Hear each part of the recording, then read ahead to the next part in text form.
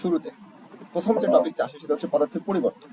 পদার্থের পরিবর্তন হচ্ছে তোমার দুই ধরনের, একটা হচ্ছে ভৌত পরিবর্তন আর একটা নাম কি রাসায়নিক পরিবর্তন।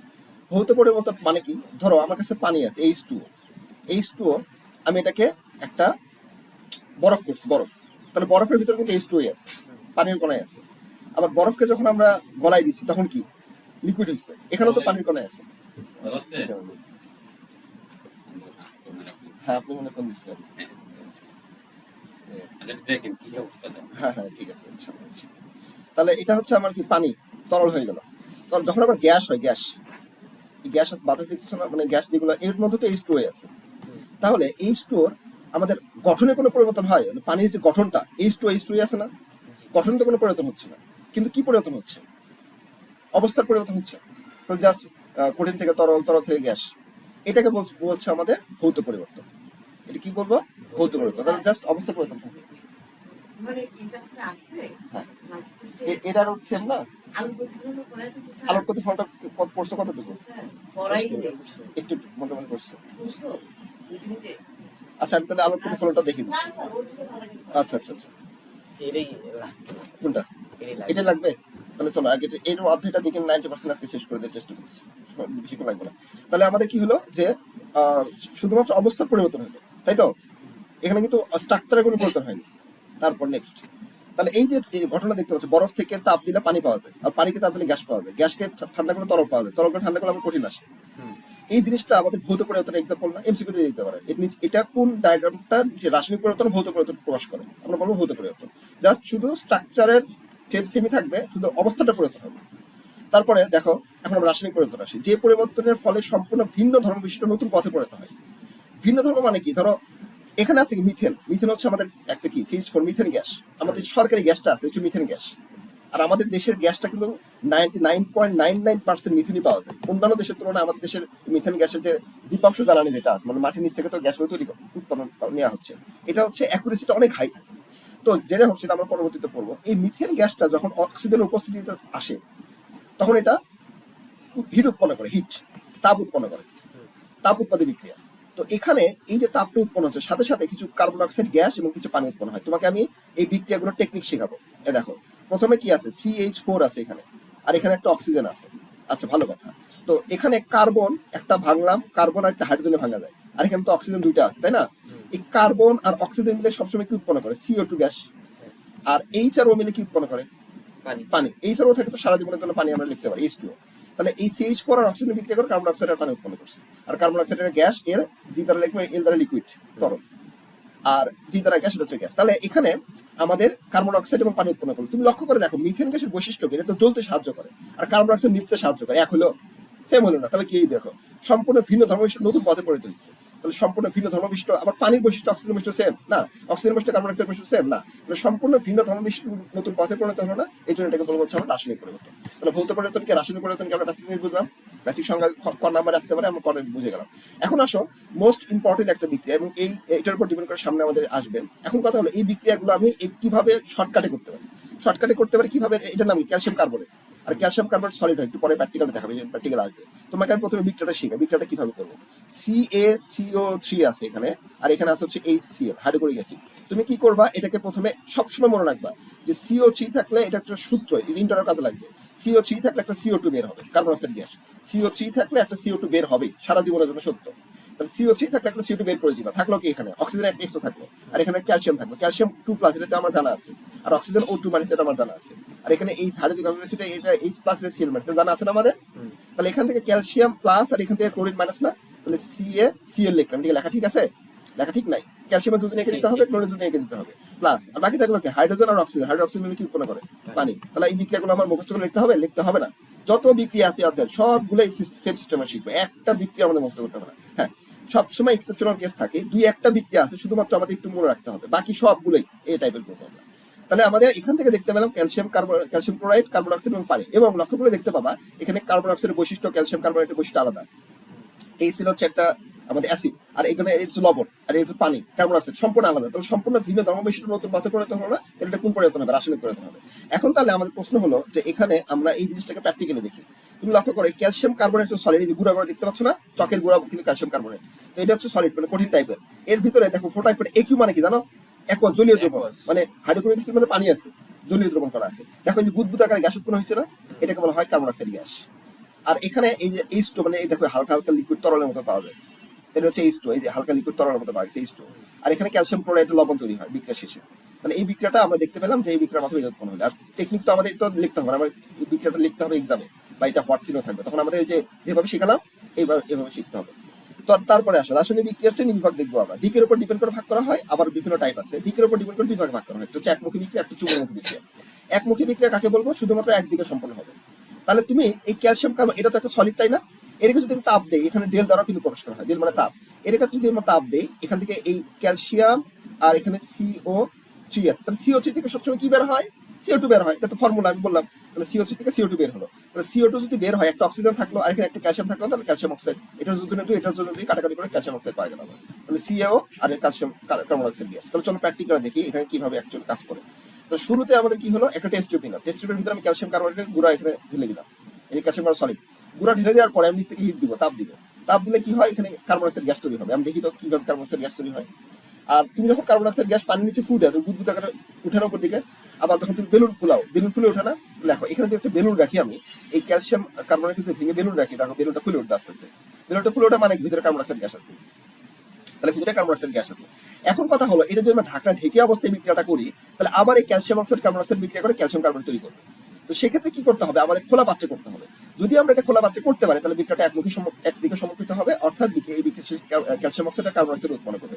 আর কার্বন ডাইঅক্সাইডের বৈশিষ্ট্যকে তোমরা দ্বিতীয় অধ্যায় পড়ছো, যে ব্যাপন হার, যে যার আণবিক ভর কম তার ব্যাপন হার বেশি হবে। তার কার্বন ডাইঅক্সাইডের আণবিক ভর কম এটার তুলনায়, তার কারণে এটা কি উপর দিকে উঠবে, তাহলে উপর দিকে উঠলে এটা আকাশের দিকে উড়ে চলে যাবে। তাহলে খোলা পাত্রে যদি করে আমি ক্যালসিয়াম অক্সাইড আকাশে উড়ে যাবে, তাহলে পর্যাপ্ত কার্বন ডাইঅক্সাইড পাবো না, তো থাকবে ক্যালসিয়াম অক্সাইড, ক্যালসিয়াম অক্সাইড নিচে পড়ে থাকবে। আর ক্যালসিয়াম অক্সাইডের সাথে পর্যাপ্ত কার্বন ডাইঅক্সাইড না পেলে তো আমাদের ক্যালসিয়াম কার্বনেট তৈরি হবে না, তাহলে বিক্রিয়াটা একমুখী হবে না। বেশি কি ফাস্ট হয়ে যাচ্ছে পারা? তাহলে ক্যালসিয়াম কার্বনেটকে যদি আমরা ভাঙি, এই দুইটা উৎপন্ন হবে। যদি এটা খোলা পাত্রে করি, তাহলে বিক্রিয়াটা একমুখী সংগঠিত হবে, অর্থাৎ ক্যালসিয়াম কার্বনেট ভেঙে ক্যালসিয়াম অক্সাইড কার্বন তৈরি হবে, কিন্তু বিক্রিয়াটা রিভার্স দিকে আসবে না যদি খোলা পাত্রে করি। আর যদি বদ্ধ পাত্রে করি, তাহলে কিন্তু এটা আবার বিক্রিয়া করে ক্যালসিয়াম কার্বনেট তৈরি করবে। তাহলে এটা খোলা পাত্রে হলে বিক্রিয়াটা একমুখী হবে। নেক্সট, তারপর হচ্ছে উভমুখী বিক্রিয়া। দেখি উভমুখী বিক্রিয়া মানে কি, দুই দিকে সংগঠিত হবে। তাহলে এই দুনিয়ার সবকিছু কিন্তু উভমুখী বিক্রিয়া, যদি আমরা সঠিক কন্ডিশন অ্যাপ্লাই করে দিতে পারি। সেখানে এক্সাম্পল দেখবো আমি সামনে।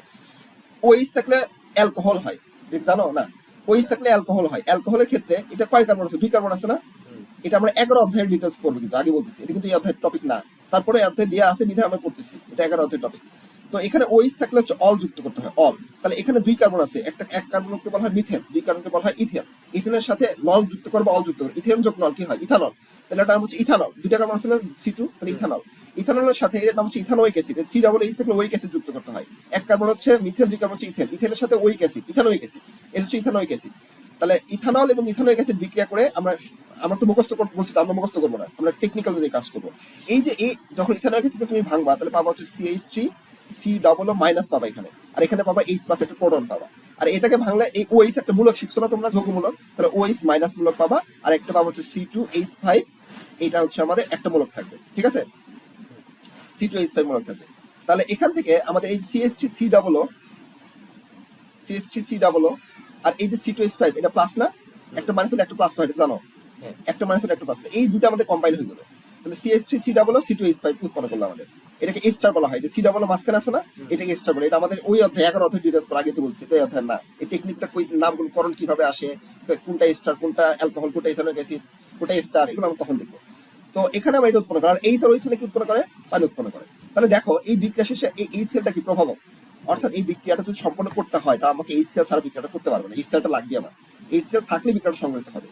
এখন তাহলে আমার এই বিক্রিয়াটা হচ্ছে আমার উভমুখী বিক্রিয়া, অর্থাৎ এই বিক্রিয়াটা যেমন ভাবে সামনের দিকে যাচ্ছে, আবার ঠিক একইভাবে এই দুটো বিক্রিয়া করে আবার এই দুটো উৎপন্ন করতেছে। তাহলে এই তীর চিহ্ন থেকে বুঝতে পারবে এটা হচ্ছে একটা উভমুখী বিক্রিয়া। সহজ লাগতেছে তো নাকি? তারপরে নেক্সট, যে এই হাইড্রোজেন এবং আয়োডিন বিক্রিয়া করে হাইড্রোজেন আয়োডিন উৎপন্ন করে। তাহলে এই বিক্রিয়াটা একটা উভমুখী বিক্রিয়া। এবং এই প্র্যাকটিক্যাল আমরা এটা দেখবো না, আমরা প্র্যাকটিক্যাল দেখবো হচ্ছে এটা কিভাবে, এটাও গ্যাস থাকে, এটাও গ্যাস থাকে, এই দুইটা গ্যাস বিক্রিয়া হাইড্রোজেন, এটাও গ্যাস উৎপন্ন করে। তাহলে এই বিক্রিয়াটা আমরা একটু পরে আর প্র্যাকটিক্যালি দেখবো। তাহলে এটুকু ক্লিয়ার তো? সহজ পড়া, এই অধ্যায়টা খুবই সহজ। তারপরে দেখো আমরা দেখলাম কি দিকের উপর ডিপেন্ড করে দুটো আমরা ভাগ করলাম। একটা হচ্ছে কি, তাহলে আমরা এই পর্যন্ত কি শিখলাম? এই পর্যন্ত শিখলাম হচ্ছে 1 নম্বর হচ্ছে ভৌত পদার্থ রাসায়নিক পদার্থ শিখলাম। 2 নম্বর হচ্ছে দিকের উপর ডিপেন্ড করে দুইভাবে ভাগ করা হয়, একটা হচ্ছে একমুখী বিক্রিয়া, একটা চুম্বকমুখী বিক্রিয়া। এখন আসো যে তাপ উৎপাদী বিক্রিয়া আমরা শিখবো। তাপ উৎপাদী বিক্রিয়া মানে কি, যে তাপ উৎপন্ন হয়। তাহলে উৎপন্ন মানে কি, যে আমরা দেখি উৎপন্ন, লক্ষ্য করো যে এখানে আমাদের যে নাইট্রোজেন একটা গ্যাস এবং হাইড্রোজেন একটা গ্যাস, এই দুটা গ্যাস, এটা কি বলতে পারবা, অ্যারোর প্রভাবক, এবং এটা হচ্ছে আমার এতে 200 থেকে 250 এটিএম চাপ এবং 450 থেকে 550 ডিগ্রি সেলসিয়াস তাপমাত্রা। এটা কিন্তু কন্ডিশন ফুলফিল করলে বিক্রিয়াটা হবে, আদারওয়াইজ কিন্তু বিক্রিয়াটা হবে না। এই দুটো বিক্রিয়া করে নাইট্রোজেন এবং হাইড্রোজেন বিক্রিয়া করে কি উৎপন্ন করে, NH3 উৎপন্ন করে। কারণ নাইট্রোজেন যোজনী 3, নাইট্রোজেনের যোজনী 3, তাহলে 3টা হাতে 3টা হাইড্রোজেন থাকবে। আর এখানে প্লাস 92 মানে কি উৎপন্ন হয়েছে, তাপ উৎপন্ন হয়েছে, মানে প্লাস 92 কিলোজুল তাপ উৎপন্ন এখানে করছে। তাহলে এখানে এই প্লাস 92 কিলোজুল দ্বারা বোঝাচ্ছে এখানে তাপ উৎপন্ন হয়েছে, তাহলে এটা হচ্ছে একটা তাপ উৎপাদী বিক্রিয়া। এখন কথা হলো এই বিক্রিয়াটা তোমাকে এইভাবে দেওয়া নাও থাকতে পারে, এইরকম একটা সেমিকলন দিয়ে এখানে ডেল এইচ দিয়ে লেখা থাকতে পারে, তাহলে যে বিক্রিয়া ডেল এইচটা নেগেটিভ সেটাকেও তাপ উৎপত্তি বিক্রিয়া বলা হয়। আর ডেল এইচটা যদি না লেখো, শুধু প্লাস দিয়ে লেখো, তাহলে এটাও হচ্ছে আমাদের তাপ উৎপত্তি বিক্রিয়া, মানে প্লাস 92 কিলোজুল তাপ উৎপন্ন করছে, অথবা ডেল এইচ নেগেটিভ মানে এখানেও 92 কিলোজুল তাপ উৎপন্ন করছে, তাহলে দুটাই কিন্তু তাপ উৎপত্তি বিক্রিয়ার এক্সাম্পল। এই বিক্রিয়াটা এইভাবে না থেকে এইভাবেও থাকতে পারে। কিভাবে থাকতে পারে আমি তোমাকে লেখে দেখাচ্ছি। নাইট্রোজেন এবং হাইড্রোজেন বিক্রিয়া করে -92 কিলোজুল এইটা বিক্রিয়া করে আমার NH3 উৎপন্ন করছে। দেখো এখানে যে -92 কিলোজুল, এখানে কিন্তু এই প্লাসটা এই পাশে একটা বাড়ছে না, এটা আমি সমান চিন্তা করতে পারি। তাহলে এই পাশে মাইনাস প্লাস আছে, এই পাশে কি হবে, মাইনাস হবে। তাহলে আমরা এইভাবে লিখতে পারি না, N2 + H2 -92 কিলোজুল, তাহলে এটাও কিন্তু আমাদের তাপ উৎপত্তি বিক্রিয়ার এক্সাম্পল। ঠিক আছে, তাহলে এই 3 ভাবে কিন্তু এটাকে এক্সপ্লেন করা যেতে পারে, এবং এই এমসিকিউতে কিন্তু 3 ভাবে থাকতে পারে। তাহলে তোমাকে বুঝে নিতে হবে এই বিক্রিয়াটা আসলে কিসের বিক্রিয়া, তাপ উৎপত্তি না তাপ হারি। এবং এখানে একটা গুরুত্বপূর্ণ পয়েন্ট, সেটা হলো যে যত দেখো এটা লিখে দিচ্ছি, এটা হচ্ছে হেবার প্রণালীতে এই প্রসেসটাকে, এইটা হচ্ছে ইন্ডাস্ট্রিতে প্রচুর ইউজ করা হয়। এটা হচ্ছে একটা গুরুত্বপূর্ণ প্রসেস। এই নাইট্রোজেন হাইড্রোজেন বিক্রিয়া করে, এটা হেবার বস পদ্ধতি বলা হয়, এমনই উৎপাদন প্রক্রিয়া, এমনই গ্যাস উৎপাদন প্রক্রিয়া। এখানে 1 মোল নাইট্রোজেন 3 মোল হাইড্রোজেনের সাথে বিক্রিয়া করছে, ষষ্ঠ অধ্যায়ে পড়ছেন এটা। 1 মোল নাইট্রোজেন 3 মোল হাইড্রোজেনের সাথে বিক্রিয়া করছে, করে 2 মোল অ্যামোনিয়া উৎপন্ন করে, এর সামনেটা 2 মোল। এখানে নাইট্রোজেন তাপ উৎপন্ন করছে। যদি এখানে পানির পরিমাণ, আচ্ছা এটা আমরা একটু পরে দেখি, তাহলে একটু ভালো বুঝতে তোমার সুবিধা হবে। পানির পরিমাণটা একটু পরে দেখাচ্ছি। এখন আসো যে তাপ হারি বিক্রিয়াটা দেখি আমরা। তাপ হারি, তাহলে যে বিক্রিয়া তারপরে শোষিত হবে, তার মানে তুমি এই বিক্রিয়ার শেষে দেখবা আশেপাশে হাত দিয়ে দেখবা গরম লাগতেছে, আর এই বিক্রিয়ার শেষে দেখবা টাচতে দেখবা ঠান্ডা লাগতেছে। তার মানে এখানে আমাদের কি হবে, নাইট্রোজেন এবং অক্সিজেন বিক্রিয়া করে। একটা জিনিস খেয়াল রাখবা, কোশ্চিনে বর্তমানে একটু হার্ড আসতেছে, এবং সেক্ষেত্রে তোমার অন্ততপক্ষে এগুলো তো বইয়ের এক্সাম্পল, এই যে 92 কিলোজুল তাপ, এটা যে একটা তাপ উৎপত্তি বিক্রিয়া, এটা একটু খেয়াল রাখবা। কারণ তোমার বিক্রিয়া বই আছে দুইটাই, একটা হচ্ছে নাইট্রোজেন হাইড্রোজেন বিক্রিয়া করে অ্যামোনিয়া, এটা একটা তাপ উৎপত্তি বিক্রিয়া, আর এখানে নাইট্রোজেন অক্সিজেন বিক্রিয়া করে নাইট্রোজেন অক্সাইড, এটা একটা তাপ হারি বিক্রিয়া। এই দুইটা বিক্রিয়ার এই যে ডেল এর মান এবং এই দুইটা বিক্রিয়া কোনটা তাপ উৎপত্তি কোনটা তাপ হারি একটু মুখস্থ করতে হবে, বাকিগুলো লাগবে না। কারণ এই যেহেতু বোর্ড বইয়ের এখান থেকে কোশ্চেন অলরেডি আসছে, এই ডেল এর মান দেওয়া থাকে না, তো তোমাকে এটা দেখে বের করে নিয়ে কাজ করতে হবে, বা এটা নিয়ে মনে রাখতে হবে, এটা তাপ হারি বিক্রিয়াটা তাপ উৎপত্তি বিক্রিয়া। এখন তাপ হারি বিক্রিয়ার ক্ষেত্রে তাপটা শোষিত হয়, তার মানে এই বিক্রিয়াটা এইরকম ভাবে লেখা যাবে, নাইট্রোজেন আর অক্সিজেন বিক্রিয়া করে আমাদের নাইট্রোজেন অক্সাইড তৈরি করে, এখানে লিখবো -180 কিলোজুল তাপ, -180 কিলোজুল তাপ। এই মাইনাস দ্বারা বোঝাবে এটা হচ্ছে তাপ হারি বিক্রিয়া। এখন এই মাইনাসটাকে সমান এর পাশে আসলে কি হবে, প্লাস হবে না, তাহলে এটা +180 কিলোজুল তাপ উৎপন্ন করছে। পাশাপাশি এখানে আমি চাইলে ডেলিস লিখতে পারি, তাহলে আগেরটা ছিল ডেলিস নেগেটিভ, এবার কি হবে ডেলিস পজিটিভ, তাহলে ডেলিস পজিটিভ হলে তাপ হারি বিক্রিয়া। তাহলে 3টা প্রসেসে কিন্তু এটাকে এক্সপ্লেন করা যেতে পারে, বুঝছো? এখন তাহলে আমরা একটু প্র্যাকটিস করি। তাহলে ম্যাগনেসিয়াম অক্সাইড বিক্রিয়া, ম্যাগনেসিয়াম অক্সাইড একটা তাপ হারি উৎপাদী বিক্রিয়া, কারণ ডেলিস মান negative. Ammonia hydrochloric acid NH4 বিক্রিয়া মনে রাখতে হবে না, এটা প্র্যাকটিসের জন্য রাখছি কিন্তু শুধু। তো ডেলিস মান কি নেগেটিভ, তাহলে তাপ উৎপাদী বিক্রিয়া। এটা ডেলিস মান পজিটিভ মানে তাপ হারি বিক্রিয়া, ডেলিস মান পজিটিভ তাপ হারি বিক্রিয়া, ডেলিস মান নেগেটিভ তাপ উৎপাদী বিক্রিয়া, ডেলিস নেগেটিভ তাপ উৎপাদী বিক্রিয়া। আর এখানে কিন্তু ডেলিস ছাড়া লেখা না থাকলে কিন্তু প্লাস 1203 কিলোজুল দেওয়া থাকতে পারো, এখানে প্লাস 1200 কিলোজুল, এখানে মাইনাস এত, আর এখানে মাইনাস এত, এখানে প্লাস এত, এখানে প্লাস এত। ঠিক আছে, পাশাপাশি এই পাশে লিখলে এটা কিন্তু আবার মাইনাস আসতো, এটা মাইনাস আসতো, এটা প্লাস আসতো, এটা প্লাস আসতো, এটা মাইনাস আসতো, এটা মাইনাস আসতো। কথা তো বুঝছো কি বলতে চাচ্ছি? ভেরি গুড, এটা খুব সহজ। এখন রেডক্স বিক্রিয়া। রেডক্স বিক্রিয়া মানে কি, জারণ বিজারণ। জারণ বিজারণ মানে কি, যে বিক্রিয়ায় কি হয়, ইলেকট্রনের আদান প্রদান ঘটে, ইলেকট্রন ত্যাগ বা ইলেকট্রন গ্রহণ ঘটে। এরা থেকে আগে কেমন পড়া ছিল সেটা আগে বলো তো। অল্প পড়া ছিল? আচ্ছা, এই আমি যে কথা বললাম এটা কি বেশি ফাস্ট হয়ে গেছে? স্পিড কি আরো স্লো করতে হবে? বলে আমাকে বললে স্লো করে দিব, সমস্যা নেই। হ্যাঁ না না বললেই কিন্তু হয়, কারণ আমি তো আমার এগুলো তো ব্যাচে পড়াই, তো যার কারণে একটু ফাস্ট বা স্লো হয়ে যায় আর কি। তো দেখো তাহলে একটু স্লো করে দিই, ঠিক আছে? তাহলে রেডক্স, রেডক্স মানে হচ্ছে জারণ বিজারণ। রেডক্স এর ভিতরে দুটাই আছে, রেডক্স মানে হচ্ছে জারণ বিজারণ, রেডক্স মানে কি বোঝাবে, জারণ বিজারণ বোঝাবে। এখন আমার কথা হলো যে জারণ বিজারণ মানে হচ্ছে ইলেকট্রনের আদান প্রদান, মানে ইলেকট্রন ত্যাগ অথবা গ্রহণ। তাহলে জারণ বলতে মনে রাখবা, জারণ মানে হচ্ছে যা, কি চলে যা, ইলেকট্রন চলে যা। জারণ মানে যা, কি চলে যা, ইলেকট্রন চলে যা। তাহলে তুমি লক্ষ্য করো যে সোডিয়াম আমার ছিল, সোডিয়াম থেকে যদি একটা ইলেকট্রন চলে যায় তাহলে কি উৎপন্ন করতে পারে? সোডিয়াম প্লাস উৎপন্ন করে। এদিকে জানো, ধরো আমার কাছে 3টা প্লাস আছে, 3টা মাইনাস আছে, এই সব মিলে কি নিউট্রাল অবস্থায় আছে না? এখন এখান থেকে একটা ইলেকট্রন আমি সরাই দিলাম, তাহলে কয়টা প্লাস হলো? 3টা প্লাস 2টা মাইনাস, মানে এটা তো নিউট্রাল হয়ে গেল, একটা প্লাস এক্সট্রা থাকলো না? তাহলে একটা ইলেকট্রন যদি সরাই দিই একটা প্লাস এক্সট্রা থাকলো, যদি দুটো ইলেকট্রন সরাই দিলাম তাহলে 2টা প্লাস এক্সট্রা থাকতো। আবার 3টা প্লাস ছিল, 3টা মাইনাস ছিল, একটা ইলেকট্রন ঢুকাই দিলাম, এটা তো নিউট্রাল অবস্থায় আছে, তাহলে একটা ইলেকট্রন ঢুকাই দিলে কি হবে? একটা নেগেটিভ হবে না? তাহলে এখানে যদি আমি ইলেকট্রন ঢুকাই দেই, তার মানে সোডিয়াম যদি ধরো সোডিয়াম তো অ্যাকচুয়ালি ইলেকট্রন গ্রহণ করে না, আমি জোর করে ঢুকালাম মনে করো, ইলেকট্রন গ্রহণ করে সোডিয়াম তাহলে মাইনাস আয়ন গঠন করবে না এরকম। আচ্ছা, তাহলে তুমি মনে রাখবা জারণ মানে হচ্ছে যা, কি যা? ইলেকট্রন চলে যা, ইলেকট্রন চলে যাওয়াকে আমরা জারণ বলবো। তাহলে সোডিয়াম যখন একটা ইলেকট্রন ত্যাগ করে তাহলে সোডিয়াম প্লাস আয়ন গঠন করে, তাহলে এই যে ত্যাগ করছে মানে ইলেকট্রন চলে গেছে না, তাহলে চলে গেছে না মানে চলে যাচ্ছে না, যা চলে যা, তাহলে এটাকে বলা হচ্ছে জারণ বিক্রিয়া, ইলেকট্রন ত্যাগ করছে। আবার একইভাবে এই যে ক্লোরিন যেটা আছে, ক্লোরিন বেচারা কি করে? একটা ইলেকট্রন গ্রহণ করতে পারে, কারণ তোমরা চতুর্থ অধ্যায়ে পড়ছো পর্যায় সারণী যত ডানে যাওয়া যায় তরিৎক্রিয়াত্মকতা বাড়ে, তাহলে ক্লোরিন হচ্ছে হ্যালোজেন গ্রুপের, ফ্লোরিন, ক্লোরিন, ব্রোমিন, আয়োডিন, তাহলে এরা ইলেকট্রন আসক্তি বেশি এদের, তাহলে ইলেকট্রন ঋণাত্মক ঘর প্রবণতা দেখায়। আর এরা তো ধাতু, সোডিয়াম, আম আছে না, আম থাকলে কি হয়? ধাতু হয়, তাহলে এরা সহজ ইলেকট্রন ত্যাগ করার প্রবণতা দেখায়, মানে ধনাত্মক প্রবণতা দেখায়, আর হচ্ছে ঋণাত্মক প্রবণতা দেখায়। সেই জন্য ক্লোরিন একটা ইলেকট্রন গ্রহণ করে এই Cl মাইনাস আয়ন গঠন করছে, সেই জন্য এই যে ইলেকট্রন গ্রহণ করছে না, এটা হচ্ছে বলা হয় বিজারণ। তাহলে একটা বিক্রিয়ায় যদি জারণ ঘটে অবশ্যই সেখানে বিজারণ থাকতেই হবে, জারণ যদি থাকে তাহলে বিজারণ থাকতেই হবে, কারণ একজন ইলেকট্রন ত্যাগ করবে আরেকজন ইলেকট্রন গ্রহণ করবে, এটাই সিস্টেম, এটাই প্রসেস। যে শুধু অর্ধ মানে একটা ঘটলো আরেকটা ঘটলো না, এটা পসিবলই না। তাহলে কোনো বিক্রিয়ায় হয় কোনোটাই ঘটবে না, ইলেকট্রন আদান প্রদান ঘটবে না, সেটা আলাদা বিষয়, কিন্তু যদি বিক্রিয়ায় ইলেকট্রন ত্যাগ ঘটে তাহলে অবশ্যই আমাদের গ্রহণ করতে হবে। তো একটা বিক্রিয়া যদি জারণ ঘটে অবশ্যই একটা বিজারণ থাকতে হবে। তার মানে একটা বিক্রিয়ায় আমরা এইভাবে লিখতে পারি জারণ অর্ধ বিক্রিয়া, বিচরণ অর্ধ বিক্রিয়া, মানে অর্ধেক জারণ করে অর্ধেক বিচরণ করে। তাহলে কোনো কোনো জায়গায় তুমি এটা চাইলে জারণ বিক্রিয়া লিখতে পারো, অথবা জারণ অর্ধ বিক্রিয়া, বিচরণ অর্ধ বিক্রিয়া লিখতে পারো। এখন প্রশ্ন হলো যে ঠিক আছে, তাহলে এই পাশে কেন প্লাস লিখলাম? কারণ এই প্লাসটা আসে কি হয়? মাইনাস হয়। সেই জন্য সোডিয়াম একটা ইলেকট্রন ত্যাগ করে সোডিয়াম প্লাস আয়ন গঠন করছে। আর একটা প্লাস থেকে তোমার বই 1+ লেখা আছে। আরেকটা বিষয় হচ্ছে এখানে 0 কেন? এখানে নিউট্রাল অবস্থায় আছে, তারপরে আমি কাজটা করছি। আবার এখানে তো প্লাস দিয়ে দেওয়া আছে, কথা হচ্ছে এখানে হাফ কেন দিলাম? একটা ক্লোরিন সমাধান করছি। এখন এই সমাধানটা দুইভাবে করতে পারি, সোডিয়াম আর হচ্ছে Cl2, কারণ ক্লোরিন তো Cl2 দ্বিপারমাণবিক গ্যাস, তাহলে NaCl তৈরি করে। দেখো এটা ক্লোরিন দুইটা না, আমি চাইলে এখানে 2 দিতে পারি, আর এখানে সোডিয়াম দুইটা হলে এখানে 2 দিতে পারি, সমাধান এইভাবে করতে পারি। অথবা এখানে সোডিয়াম একটা আছে না, এখানে যদি হাফ এই 2 কাটা যায় না, তাহলে ক্লোরিন একটা হয়ে যায় না, সেই জন্য সমাধানের জন্য হয় হাফ দিয়ে করা যায়, অথবা এভাবে করা যায়। এটা বইয়ে আছে, সেজন্য দেখাই দিলাম। এখন আসো যে দেখো এই বিক্রিয়াটা তাহলে কি হবে বলতে পারবে? এটা হচ্ছে জারণ বিক্রিয়া হবে। কেন? এই প্লাস টাইপের কি হবে? মাইনাস হবে। দুইটা প্লাস ছিল আরেকটা প্লাস চলে গেল, মানে দুইটা প্লাস ছিল আরেকটা ইলেকট্রন চলে গেল, আরেকটা প্লাস বেড়ে গেল, তাহলে Fe3+ হবে। আবার সোডিয়াম 0 ছিল আরেকটা ইলেকট্রন সে গ্রহণ করলো, তাহলে সোডিয়াম প্লাস আয়ন গ্রহণ করবে, তাহলে এটা দুইটা কি ইলেকট্রন ত্যাগ করছে না, তাহলে দুইটাই জারণ। আর এখানে ক্লোরিন 0 ছিল একটা ইলেকট্রন গ্রহণ করে ক্লোরাইড মাইনাস, তাহলে বিজারণ বিক্রিয়া হলো। আর Cu2+ ছিল একটা ইলেকট্রন ঢুকাই দিলাম, একটা প্লাস তাহলে ভ্যানিশ করে দিবে না, তাহলে Cu+ হবে, তাহলে হচ্ছে বিজারণ বিক্রিয়া। কথা ক্লিয়ার? এখন আসো জারণ সংখ্যা, খুবই মোস্ট ইম্পর্টেন্ট। এখান থেকে কিন্তু একটা কোশ্চেন ধরো পাই গেছে, মনে করো মেবি আসার পসিবিলিটি খুব বেশি। এখান থেকে গ নাম্বারে আসে, ঘ নাম্বারে আসবে, গ নাম্বারে আসবে। আর এমসিকিউ তো মাস্ট বি, তোমাদের অবশ্যই এই এক্সামে এমসিকিউ, এবার তো এমসিকিউ থাকবে না, এবার থাকবে, পরবর্তীতে থাকবে। তো এখন দেখো জারণ সংখ্যাটা কি, এই যে আমরা যে প্লাস গুলো দেখলাম না, কোনটার উপরে কত প্লাস আছে, কতগুলো আয়ন আছে, এইটা কি বলছি আমরা? জারণ সংখ্যা। এটাকে বলছি জারণ সংখ্যা। জারণ সংখ্যা নেগেটিভও কিন্তু হতে পারে, এবং জারণ সংখ্যা কিন্তু একাধিক থাকতে পারে।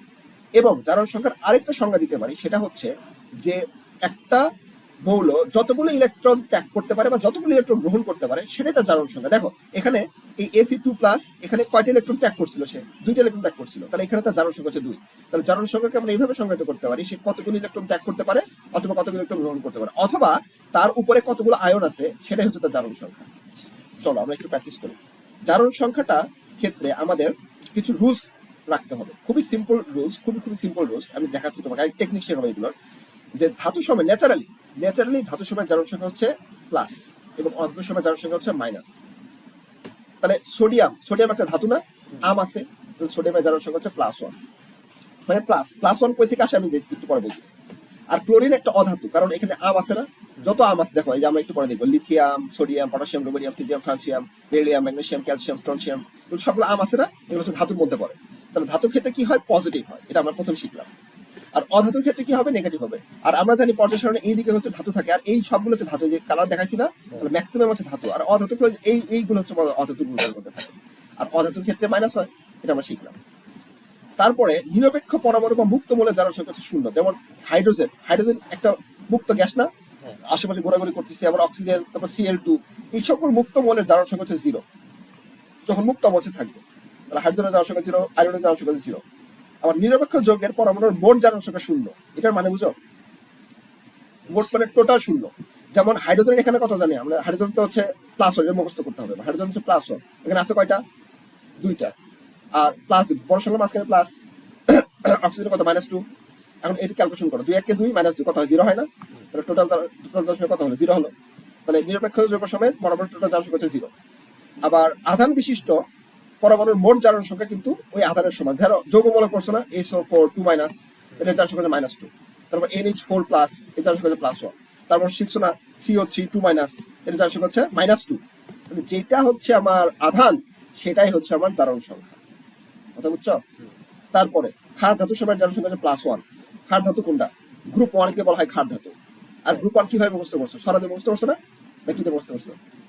এমনি করছি, হয়ে গেছে মুখস্থ? হয়েছে কিছুটা। তাহলে এটা মুখস্থ আছে, এগুলো মুখস্থ আছে, এগুলো মুখস্থ বলতে পারবা? এত এত মুশকিল। মানে একত্র বলতে কয়টা মুখস্থ করছো? কও মানে যেগুলো মেইন মিলে মেনগুলো কয়টা? 1 এইটা 2 এটা পরে হচ্ছে এইটা এগুলা। তারপরে হচ্ছে পর্যায়ে, এই যে এইটা মুখস্থ করছো। পর্যায়ে মুখস্থ করছো?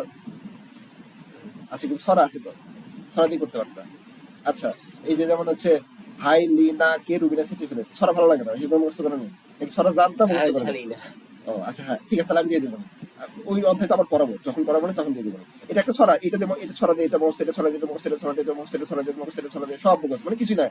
হাই লিনা কে রুবিনা সিটি ফেলেছে, তারপরে নামাজ, এটা দেখেন, নামাজি মগের আলী শিক্ষা পেয়ে সালাম করলো, এটা মুখস্থ হয়ে গেছে। কারণ এখান থেকে কিন্তু কোশ্চেন আসে, এটা হচ্ছে মোস্ট ইম্পর্টেন্ট একটা পর্যায়ে, এটা কোশ্চেন আসে। তো এটা দিয়ে দিব না আজকে দিয়ে দিব না, আমি পড়াবো না, এটা পড়াবো। তাহলে আমাদের গ্রুপ 1 সমূহের জারণ সংখ্যা দেখো, এটা 1 না, তাহলে এই জারণ সংখ্যা হচ্ছে +1। আর আমরা জানি এগুলো হচ্ছে ধাতু, তাহলে ধাতুর সময় জারণ সংখ্যা এমনি পজিটিভ। আর যেহেতু গ্রুপ 1, তাহলে জারণ সংখ্যা হচ্ছে +1। তাহলে এই যে lithium, sodium, potassium, rubidium, caesium, francium, সবগুলো জারণ সংখ্যা হচ্ছে +1 হয়ে গেল। তাহলে এই গ্রুপ 1 পাইলে আমি +1 দিয়ে দিব, আমার একটা জারণ সংখ্যা মুখস্থ হয়ে গেল। কারণ এই অধ্যায়ের ক্ষেত্রে তুমি যদি এক্সপার্ট হতে চাও, তোমার 3টা জিনিস লাগবে। 1 নম্বর হচ্ছে জারণ সংখ্যা লাগবে, 2 নম্বর হচ্ছে যোজনী লাগবে, 3 নম্বর হচ্ছে যৌগমূলক লাগবে। এই 3টা যদি হয়ে যায় না, এতই শেষ তোমার। আমি আজকে তোমাকে বলে দিচ্ছি, আমি পড়া দিচ্ছি, দেখো তোমার হয়ে যাবে। কিন্তু 3টা জিনিস তোমাকে গাইডতে আনতে হবে, সেটা হচ্ছে যোজনী, জারণ সংখ্যা, যৌগমূলক। এই সবগুলো চার্ট আমি পাঠিয়ে দেবো তোমার কাছে। হোয়াটসঅ্যাপ নাম্বার আছে না, হোয়াটসঅ্যাপ নাম্বার দিয়ে দেবো, আমি পাঠিয়ে দেবো ভিডিও সহকারে, এই নোট সহকারে, পাশাপাশি যে জিনিস লাগবে অধ্যায়ের জন্য সেটা পাঠিয়ে দিই, দেখবো হয়ে গেছে। তো এখন তাহলে আমাদের এই ধাতু সময়ের জারণ সংখ্যা +1, এই যে পটাশিয়াম গ্রুপ 1, এই পটাশিয়াম গ্রুপ 1 জারণ সংখ্যা হচ্ছে +1। তারপর মৃৎ ক্ষার ধাতু, এই যে গ্রুপ 2, বিনা মেঘে কাল সামনে বাড়িতে রাতে, হ্যাঁ এটা একটা ছড়া। তো এটা দিয়ে গ্রুপ 2 আমি মুখস্থ করে ফেলবো। আর গ্রুপ 2 এর যতগুলো মৌল আছে, সবগুলো জারণ সংখ্যা হচ্ছে +2, কারণ এটা গ্রুপ 1 এর 1, গ্রুপ 2 এর 2, মনে রাখার টেকনিক। তাহলে গ্রুপ 1 এর 1, 2 এর 2, আর এই যেহেতু ধাতু, তাহলে প্লাস হবে, তাহলে +2। তাহলে এই ক্ষেত্রে আমাদের মৃৎ ক্ষার ধাতু জারণ সংখ্যা হচ্ছে +2। এখানে মৃৎ ক্ষার ধাতু ক্যালসিয়াম 2 আছে, ম্যাগনেসিয়াম 2 আছে, তাহলে +2 হলো। তারপর ধাতু হ্যালোজেনের, এই যে হ্যালোজেন আছে না, হ্যালোজেন, এই ফ্লোরিন, ক্লোরিন, ব্রোমিন, আয়োডিন, এইগুলোর জারণ সংখ্যা হচ্ছে -1। তাহলে এই গ্রুপের যেটা আছে, এটা তো একটু ব্যতিক্রম, এটা এখানে হবে না। ফ্লোরিন, ক্লোরিন, ব্রোমিন হচ্ছে -1, কারণ এটা অধাতু, আর অধাতু মাইনাস হয়। আর -1 বলতে বোঝাবো এটা আমাদের হ্যালোজেনের -1 হয়। অধিকাংশ যোগে হাইড্রোজেনের +1 মুখস্থ করে ফেলবো। হাইড্রোজেনের +1, এটা তো ব্যতিক্রম ধর্মী একটা যৌগ, তাই না? এই যে হাইড্রোজেন এখানে আছে, এটা হচ্ছে +1। তাহলে যখন ধাতব হাইড্রাইড থাকবে, দেখো এখানে NH3 আছে, তাহলে হাইড্রোজেনের জারণ সংখ্যা হচ্ছে +1। কিন্তু ধাতব হাইড্রাইড মানে কি? দেখো লিথিয়াম একটা ধাতু, অ্যালুমিনিয়াম একটা ধাতু, তার সাথে হাইড্রোজেন আছে না, তাহলে এটা হচ্ছে -1। তারপর অধিকাংশ যৌগে অক্সিজেনের জারণ সংখ্যা হচ্ছে -2, এটা আমাদের মুখস্থ রাখতে হবে। অক্সিজেন থাকলে -2 চোখ বন্ধ করে। কিন্তু ব্যতিক্রম আছে, ব্যতিক্রম কোথায় কোথায় আছে? পার অক্সাইড আর সুপার অক্সাইড। পার মানে দেখো যখন সমান সমান পাবা, মানে দেখো K2O2 H2O2 পার, তখন পার বলবা। এবং এক্ষেত্রে এটা আসবে হচ্ছে -1। টেনশনের কারণে এটা বের করা যায়, টেকনিক্যালি বের করা যায়, এটা -1 হবে। আবার সুপার অক্সাইড মানে কি? সুপার মানে পাওয়ার বেশি, সুপারম্যান। তাহলে এই যে O2, এটা হচ্ছে পাওয়ার বেশি না, তাহলে এটা হচ্ছে -1/2 আসবে, অক্সিজেন জারণ সংখ্যা -1। তাহলে এটা আমরা প্রমাণ বের করে দেখবো যে হ্যাঁ আরো আসে কিনা, একটু পরে দেখবো, একটু পরে দেখবো। তাহলে এই যে আমরা দেখলাম অক্সিজেনের ব্যতিক্রম বিধি আমি দিয়ে রাখছি, দেখো পার বলতে কি সমান সমান আছে, তাহলে এটা হচ্ছে -1। আর সুপার বলতে কি অক্সিজেন পাওয়ার বেশি আছে, তাহলে হচ্ছে -1/2। আর ন্যাচারালি আমাদের অক্সিজেনের ক্ষেত্রে -2 থাকে। আর এটা তোমাদের সিলেবাসে লাগে না, তারপর দিয়ে রাখছি কারণ তোমাদের 100-তে 100 পাইতে গেলে দুই একটা কোশ্চেন এক্সট্রা থাকবে হার্ড, সেটা তো বুঝেই যাবে। 100-তে 100 পাইতে গেলে দুই একটা কোশ্চেন তোমাকে এক্সেপশনাল হতে হবে, আর 80 পাইতে গেলে তুমি যা পড়তেছো বইয়ের সেগুলো পড়লে 80 পাই যাবে। আর পাস করার জন্য তো বাচ্চা বাচ্চা কোশ্চেন দিয়ে থাকবে, এটা বুঝে। আর 100-তে 100 পাইতে গেলে তোমাকে ওই যে দুই একটা এক্সট্রা নলেজ থাকতে হবে, যেটা তুমি সিলেবাস বইয়ে পাবা না, কোথাও পাবা না। তোমাকে ওইটা নিজের দায়িত্বে পড়ে পড়ে জ্ঞান অর্জনের মাধ্যমে করতে হবে। আর আমাদের তো টার্গেট হচ্ছে 100-তে 100 পাওয়া, তাই তো? কিন্তু বুঝছোই তো। এখন একটা চার্ট আমি দিয়ে রাখছি, এই চার্ট দেখে আমাদের পুরো সামারি আমি বুঝতে পারবো। যেমন গ্রুপ 1-এর মানে এগুলো জানা থাকলে আমি এই অধ্যায় কমপ্লিট হয়ে যাবে। গ্রুপ 1-এর +1 আমরা দেখলাম একটু আগে, গ্রুপ বি এর +2 একটু আগে পরে দেখলাম, হাইড্রোজেনের +1 মুখস্থ করে ফেলবো, অক্সিজেনের -2 মুখস্থ করে ফেলবো, হ্যালোজেনের -1 আমি একটু আগে দেখলাম, জিঙ্কেরটা মুখস্থ করে ফেলবো +1। কারণ তুমি তো গ্রুপ 1 খুঁজে খুঁজে বের করা টাফ হয়ে যাবে তোমার, কোথায় জিঙ্ক আছে, গ্রুপ 1-এ আছে না গ্রুপ 2-এ আছে, না সরাতে মুখস্থ সময় সাপেক্ষ। তার থেকে 2-3 জিনিস মুখস্থ করে আমার কতক্ষণ লাগবে, তাহলে তো কাজ শেষ হয়ে গেল আমার।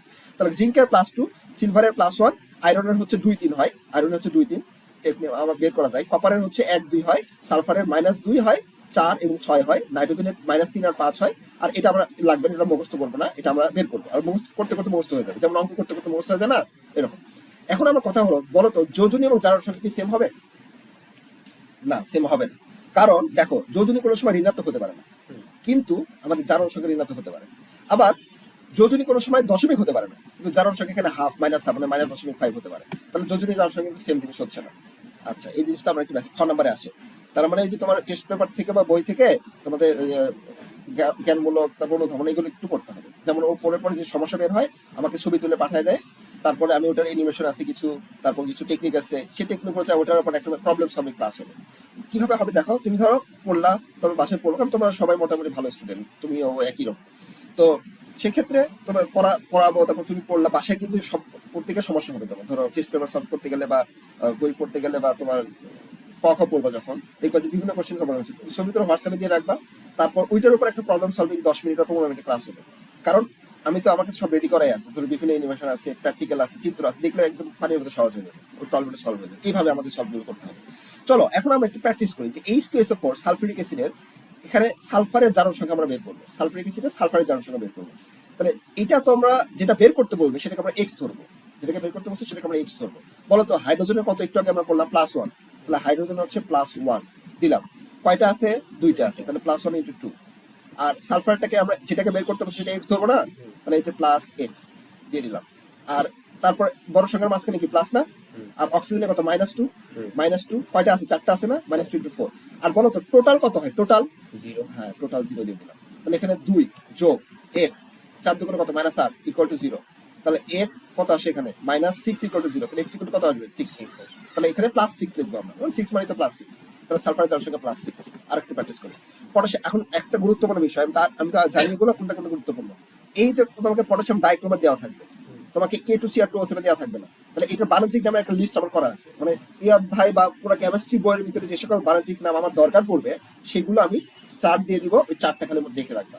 তাহলে কি হবে, তোমার সহজ হবে, রাস্তাটা সহজ হবে, তোমাকে একটু খুঁজতে হবে না যে এখানে কোথায় পাবো, এটা কই আছে, ওটা কই আছে। মানে আমি একটু জানি যে এখান থেকে এখানে কোশ্চেন আসবে, তারা ওগুলোর লিস্ট আমার কাছে রেডি করাই আছে, তোমাকে দিয়ে দেবো, তুমি ওগুলো দেখবা। তাহলে এখানে পটাশিয়াম ডাইক্রোমেট হচ্ছে K2Cr2O7, এখানে ক্রোমিয়ামের জারণ সংখ্যা বের করতে বলছে, তাহলে ওটাকে কি ধরবো, এক্স ধরবো। তাহলে পটাশিয়ামের হচ্ছে পটাশিয়াম হচ্ছে গ্রুপ 1 এর ধাতু, ছড়া দিয়ে আমরা প্রয়োগ করতে পারবো। তাহলে +1, কয়টা আছে, 2টা আছে, তাহলে +1 × 2। ক্রোমিয়ামকে কি ধরবো, এক্স ধরবো, তাহলে প্লাস, এই পটাশিয়ামের মাঝখানে প্লাস, এক্স ইন্টু কয়টা আছে এখানে, 2টা, তাহলে x × 2 দিয়ে দিলাম, প্লাস অক্সিজেনের কত, কয়টা আছে, একটু শর্ট, টোটাল = 0। তারপর ক্যালকুলেশন আমরা করতে পারবো, ক্যালকুলেশন করে +6 আমরা পাবো। তারপর নাইট্রিক অ্যাসিড HNO3, নাইট্রোজেনের জারণ সংখ্যা বের করতে বলছে, তাহলে বলো হাইড্রোজেনের কত, +1, এই দুটার মাঝখানে বড় সংখ্যা, তাহলে প্লাস দিয়ে দিলাম। নাইট্রোজেনকে আমরা এক্স ধরলাম, বড় সংখ্যার মাঝখানে কি দিলাম, প্লাস দিলাম। অক্সিজেনের কত, -2, কয়টা আছে, 3টা আছে, টোটাল কত, 0। তাহলে আমি কি লিখতে পারি এখানে, 1 + x - 6 = 0, তাহলে x + -6 = 0, তাহলে x = 5। মানে এখানে এই যে 2 এর আগে 5 6 থেকে আগে 5 থাকে না, তাহলে x = 5, কথা বুঝছো? তারপর ফসফরিক অ্যাসিড, তাহলে ফসফরিক অ্যাসিডের ক্ষেত্রে এটা কিন্তু আমাদের মনে রাখতে হবে, H3PO4 ফসফরিক অ্যাসিড, H3PO4 হচ্ছে আমার ফসফরিক অ্যাসিড। ফসফরিক অ্যাসিডের ফসফরাসের জারণ সংখ্যা বের করতে বলছে, তাহলে ওটাকে কি ধরবো, এক্স ধরবো। তাহলে +1, কয়টা আছে এখানে, 3টা আছে, প্লাস কত, এক্স ধরবো, প্লাস অক্সিজেনের কত, -2, কয়টা আছে, 4টা, টোটাল কত, 0। তাহলে এখানে কত হবে 3 একে 3 যোগ x মাইনাস 8 ইকুয়াল টু 0, তাহলে x ইকুয়াল টু কত হবে 5, তাহলে ফার্স্ট প্রসেস জানার সঙ্গে 5। এখন বলো এইটা কিভাবে করবো, এখানে সালফাইড আয়ন আছে SO4 2 মাইনাস, SO4 2 মাইনাস, তাহলে অক্সিজেন এখানে সালফাইড বের করতে হবে, তাহলে কি x ধরলাম প্লাস অক্সিজেন কত -2 কয়টা আছে ইনটু 4 ইকুয়াল টু 0 দিব। -2। তাহলে এখান থেকে ক্যালকুলেশন করে x ইকুয়াল টু আমরা পাবো হচ্ছে সালফার হচ্ছে 6। তারপরে NH4 বা এখানে প্লাস 1 দিবেন, এটা প্র্যাকটিস করতে নিজেই করতে পারবেন, এটাও নিজেই করতে পারবেন। তারপরে এই যে সোডিয়াম থায়োসাইনেট, এটা কিন্তু এমসিকিউ আসছে, তোমাকে এটা দেওয়া নাই কিন্তু, এটা কিন্তু নাই, আমাকে দেওয়া আছে সোডিয়াম থায়োসাইনেট, তাহলে আমাকে সোডিয়াম থায়োসাইনেটের সঙ্গে Na2S2O3 এটা মুখস্থ রাখতে হবে, তাহলে কি কিন্তু আমি সালফার জানার সঙ্গে বের করতে পারবো। কেন্দ্রীয় মৌল বের করে জানো কিভাবে বের করতে হয়? আচ্ছা, এটা লাগবে, খুবই গুরুত্বপূর্ণ একটা কোশ্চেন। আচ্ছা দেখাচ্ছি। আচ্ছা দেখো, এই যে আমরা বললাম না পার মানে কি সমান সমান থাকে, সমান সমান থাকলে অক্সিজেনের -1 হয়, এটা চাইলে তুমি এক্স রে বের করতে পারো, এটা +1 দিয়ে বের করে তখন -1 আসবে, এখানে +1 দিয়ে বের করে -1 আসবে। আবার সুপার অক্সাইড এখানে -1 আমরা বললাম না, এই এক্স রে পরস্পর +1 এক্স রে বের করে -1 হবে, দেখছো? তাহলে ভুলে গেলেও টেনশন নাই, আমি চাইলে এক্স রে টেস্ট করে বের করতে পারবো। এই যে এগুলো দেখবা, তাহলে এগুলো তো পারবাই, সবগুলো তো ইজি আছে। এই যে ক্যালসিয়াম হাইড্রোক্সাইড, এগুলো দেখো, এই হাইড্রোক্সাইড এখানে কিন্তু 2 আছে, তার মানে এই সবগুলো যোগ করে এখানে গুণ করতে হবে 2 দ্বারা, লেক্সিগুলো 2 আসবে, এগুলো সবগুলো জানবো পারবো। এই যে এটা তো দেখলাম, এইগুলো বাসা প্র্যাকটিস করে একই, ঠিক আছে না? নাইট্রিক অ্যাসিড আমরা দেখলাম, জিঙ্ক সালফারের ক্ষেত্রে সবগুলো। এখন আসো সব থেকে ইম্পর্টেন্ট এই অধ্যায়ে, সেটা হচ্ছে জারণ বিজারণ দিকটা আমাকে সিকিউতে আসবে, এবং সেটা তো আমার রচনা মানে লিখতে হবে ঘ নাম্বারে, কোনটা জারণ কোনটা কোন বিজারণ, কোনটা জারক কোনটা বিজারক, আইডিয়া আছে? আচ্ছা, অসুবিধা নেই, এটাই তো ভালো লাগে যে মুখ খুলে বলবা যে এটা জানি না, জানি না মানে জানি না, শেষ খতম, টাটা পাইবে, তারপরে আমরা শিখছি, এটা তো নিয়মিত তাই। তাহলে সোডিয়াম আর ক্লোরিন বিক্রিয়া করে সোডিয়াম ক্লোরাইড আমরা দেখছি। এখন লক্ষ্য করো যে এখানে সোডিয়ামের ন্যাচারালি মুক্ত অবস্থায় আছে না, কথা জিরো অবস্থায় আছে, আর এখানে সোডিয়ামের আমরা কি জানি জানার সময় কত সোডিয়াম +1 গ্রুপ 1 এর মৌল, আর ক্লোরিন কত ওই যে হ্যালোজেন, তাহলে -1, ঠিক আছে? আর এই ক্লোরিন মুক্ত অবস্থায় আছে না, তাহলে এখানে জিরো অবস্থায় আছে, ঠিক আছে? এখন দেখো তো এই 0 থেকে +1 জারণ সংখ্যা বাড়ছে না, জারণ সংখ্যা বাড়ছে না, তাহলে আমরা জারণ সংখ্যা দুটো সংখ্যা দিব। এক নম্বর হচ্ছে যদি জারণ সংখ্যা বাড়ে তাহলে জারণ ঘটে, আর যদি চলে যায় ইলেকট্রন চলে যায় তাও জারণ ঘটে। তাহলে এখানে জারণ সংখ্যা বাড়ছে, তাহলে এখানে জারণ অর্ধবিক্রিয়া ঘটছে। আর ক্লোরিন 0 থেকে কত -1, তাহলে ক্লোরিন 0 থেকে -1 মানে কি জারণ সংখ্যা কমছে, অর্থাৎ ইলেকট্রন গ্রহণ করছে, তাহলে একটা জারণ হলে আরেকটা বিতরণ তো অটোমেটিক্যালি হবে। তাহলে যদি জারণ সংখ্যা বাড়ে তাহলে জারণ হয়, আর জারণ সংখ্যা কমলে বিতরণ হয়, সিম্পল। তাহলে এই যে 0 থেকে +1 জারণ, আর ক্লোরিন -1 বিতরণ, আমরা এটা প্রকাশ করলাম। এখন চলো এইভাবে আমি ডায়াগ্রাম দিয়ে ব্যাখ্যা করলাম, এখন চাইলে আমি ইলেকট্রন দিয়ে ব্যাখ্যা করতে পারি। তাহলে সোডিয়াম যখন একটা ইলেকট্রন ত্যাগ করে সোডিয়াম প্লাস হয় মানে জারণ ঘটে, আর ক্লোরিন যখন একটা ইলেকট্রন গ্রহণ করে ক্লোরিন মাইনাস হয় মানে বিতরণ ঘটে, টান দাও। তাহলে এটা তো বাই ডিফল্ট কেটে যাচ্ছে, যোগ করে দুই সমীকরণ। তাহলে সোডিয়াম আর এই যে ক্লোরিন বিক্রিয়া করে কি উৎপন্ন করে Na+ আর Cl-। তাহলে এখানে কি উৎপন্ন করে NaCl। আর যখন এটা আমরা সমতা করব, সমতা করার ক্ষেত্রে তুমি লক্ষ্য করো এখানে দুটো সোডিয়াম আছে না, তাহলে চাইলে আমি এখানে দুইটা দিতে পারি, দুইটা সোডিয়াম দুইটা ইলেকট্রন গ্রহণ করে 2Na+ দিতে পারি। আর এখানে Cl2 আছে না, তাহলে একটা ক্লোরিন যদি একটা ইলেকট্রন গ্রহণ করে ক্লোরাইড মাইনাস উৎপন্ন করে, তাহলে দুইটা ক্লোরিন কি হবে Cl2, দুইটা ক্লোরিন তখন দুইটা ইলেকট্রন ত্যাগ করে 2Cl- উৎপন্ন করবে। তাহলে এখন এখানে কি আসবে, তাহলে 2Na মানে কত, 2Na মানে সামনে একটা 2 আছে, আর ইলেকট্রন তো কাটাকাটি হয়ে গেল, আর ক্লোরিন 2 মানে কি Cl2, আর এখানে বাকি থাকলো কি 2Na+ আর Cl-, তাহলে 2Na+ Cl-, তাহলে 2NaCl। দেখো সমতা সহ মিলে গেল, সিস্টেমটা বুঝছো না? হ্যাঁ, তাহলে আমি চাইলে এটাকে এভাবে ব্যাখ্যা দিতে পারি, দুইভাবে ব্যাখ্যা দেওয়াটা বেটার। তো প্রথমে ডায়াগ্রাম দিয়ে দেওয়া, তারপর ইলেকট্রন দিয়ে, তারপর ছোটখাটো বর্ণনা দেওয়া, প্রপার একটা অ্যান্সার হয়ে গেল। চলো আরেকটু প্র্যাকটিস করি।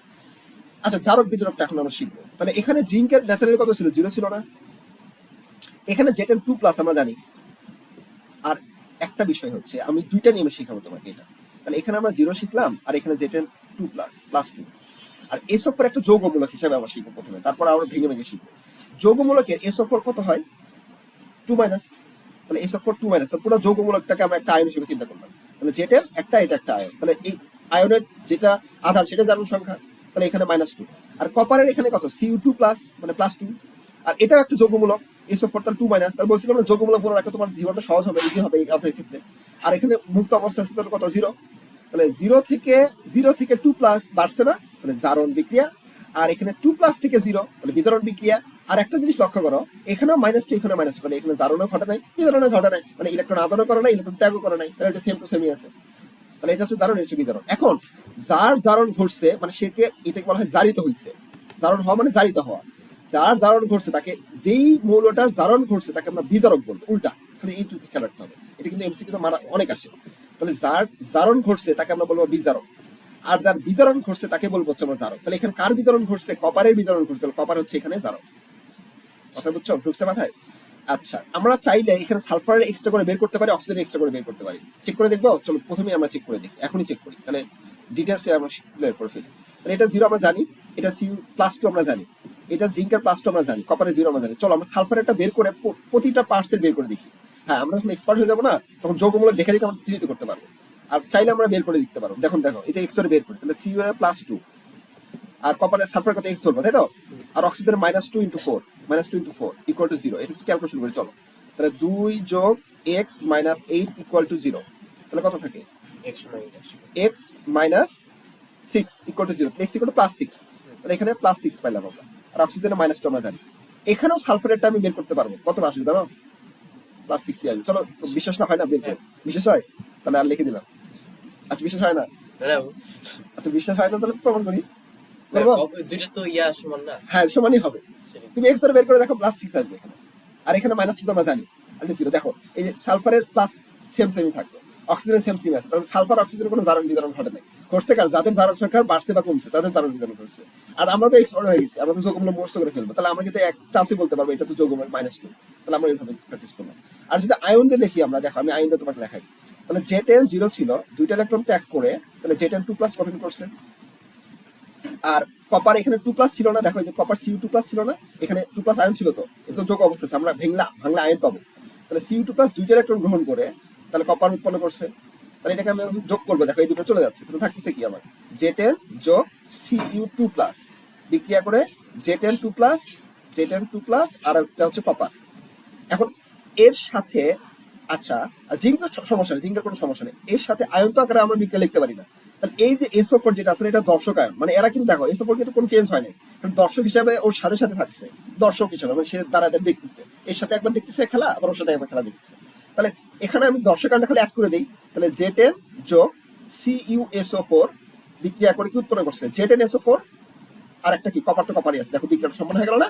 তাহলে আমি আয়ন দিয়ে প্রথমে ইলেকট্রন বিন্যাস দিলাম, তারপর সমতা মানে বিক্রিয়াটা সম্পন্ন করলাম, তারপর দর্শক আয়ন দিয়ে প্রপার দিয়ে দিলাম, তাহলে সম্পূর্ণ ব্যাখ্যাটা হয়ে গেল। হ্যাঁ, চাইলে তুমি যেগুলো এক্সেপশনাল কঠিন আসবে তুমি এই ডায়াগ্রামটা ইজিলি দিতে পারবা, পাশাপাশি খালি এই অন্তত পক্ষে 2টা লাইন দিতে পারবা, তারপর ব্যাখ্যা দিয়ে দিলাম। আর যদি এই যে যদি পারো, যদি পসিবিলিটি হয়, তাহলে এইভাবে আমরা এই যে পুরো বিক্রিয়াটা, অর্থাৎ এই ইলেকট্রন কাটার দরকার নাই, জাস্ট টান দিয়ে পুরো বিক্রিয়াটা লিখে দিয়ে তুমি টেস্ট করে সলভ করে দেখলে বুঝতে পারবে, সলভ করে দিয়ে বর্ণনা দিয়ে দিলাম। তাহলে এভাবে দিয়ে দিলাম, সিস্টেমটা আমরা বুঝে পেলাম। এখন চলো আরো প্র্যাকটিস করি। নাইট্রেট আয়ন, এটা একটা যৌগমূলক, আমরা যৌগমূলকের চার্ট তো তোমাকে দিব, তোমার অলরেডি তুমি পড়ছো, তোমরা হালকা পাতলা মনে পড়ছো, যৌগমূলকের চার্ট পড়ছো। তাহলে কপারের হচ্ছে 0 অবস্থায় আছে, সিলভারের হচ্ছে +1 আমরা জানি, আর এন হচ্ছে -1 নাইট্রেট মূলক। আবার সিলভারের হচ্ছে এই পাশে 0 অবস্থায় আছে, কপারের হচ্ছে +2 আমরা পড়বো, কপারের +2, জিঙ্কের +2 মুখস্থ করতে বলছি, আর এন হচ্ছে -1 আমরা জানি। এখন এটা ভাবো না যেখানে -2 আছে, -2 দ্বারা গুণ করে এখানে -2 দিই না, এখানে তো ওইটা হচ্ছে আলাদা, আর এটা হচ্ছে আমাদের জারণ সংখ্যা। এখন তুমি লক্ষ্য করে দেখো যে +2 আর এখানে +-1 আর 2 মানে -2 হবে, তাহলে টোটাল 0 হচ্ছে, তার মানে মিলে গেছে। তুমি দেখো -2 দাও, তার 2 দ্বিগুণ 4, তাহলে কিন্তু আর 0 আসবে না। তাহলে বুঝতে পারছেন কি বলতে চাচ্ছি? তাহলে এখানে কিন্তু ওই যে এই 2 সাথে সম্পর্কিত না, আমাকে যৌগমূলক যেটা আছে ওইটার মুখস্থ যে ভ্যালুটা সেটা লিখবো আমি। তাহলে এখন তুমি লক্ষ্য করে আমাকে দেখো এখানে কি কি হচ্ছে, যে 0 থেকে +2 বাড়ছে না, তাহলে অক্সিডেশন মানে জারণ, তারপর +1 থেকে 0 কমছে না, তাহলে রিঅ্যাকশন মানে বিজারণ। তাহলে বলো দেখেন জারক কোনটা, বিতরক কোনটা? এটা জারণ ঘটছে না, এটা হচ্ছে বিতরক, এটা বিতরণ ঘটছে না, এটা হচ্ছে জারণ। চলো আরো প্র্যাকটিস করতে হবে আমাদের। এখানে ম্যাগনেসিয়াম আর অক্সিজেন, ম্যাগনেসিয়াম অক্সাইড উৎপন্ন করছে, সমতাটা করতে তো প্র্যাকটিস করা পারো, টেনশন নিও না, সমতা আসবে সামনে। এখানে সমতার সাথে তো 0 +- ডিপেন্ড করবে না, তাহলে সমতা না করলে আমার চলবে আপাতত। তো 0 থেকে এখানে ম্যাগনেসিয়ামের +2 আমরা জানি, অক্সিজেনের -2 আমরা জানি, তাহলে x ধরে বের করে নিতে পারো, অক্সিজেন -2 x ধরে বের করে -2 আসবে, কারণ দুইটা মিলে 0 আসবে, টোটাল 0 আসতে হবে। তো 0 থেকে +2 এটা কি বাড়ছে না, তাহলে জারণ, আর 0 থেকে -2 কমছে না, তাহলে হচ্ছে বিজারণ, বুঝছো? তারপর এটা আমরা দেখি সালফিউরিক অ্যাসিড, জিঙ্ক সালফেট আর হাইড্রোজেন, এই বিক্রিয়াগুলো আমরা দেখবো।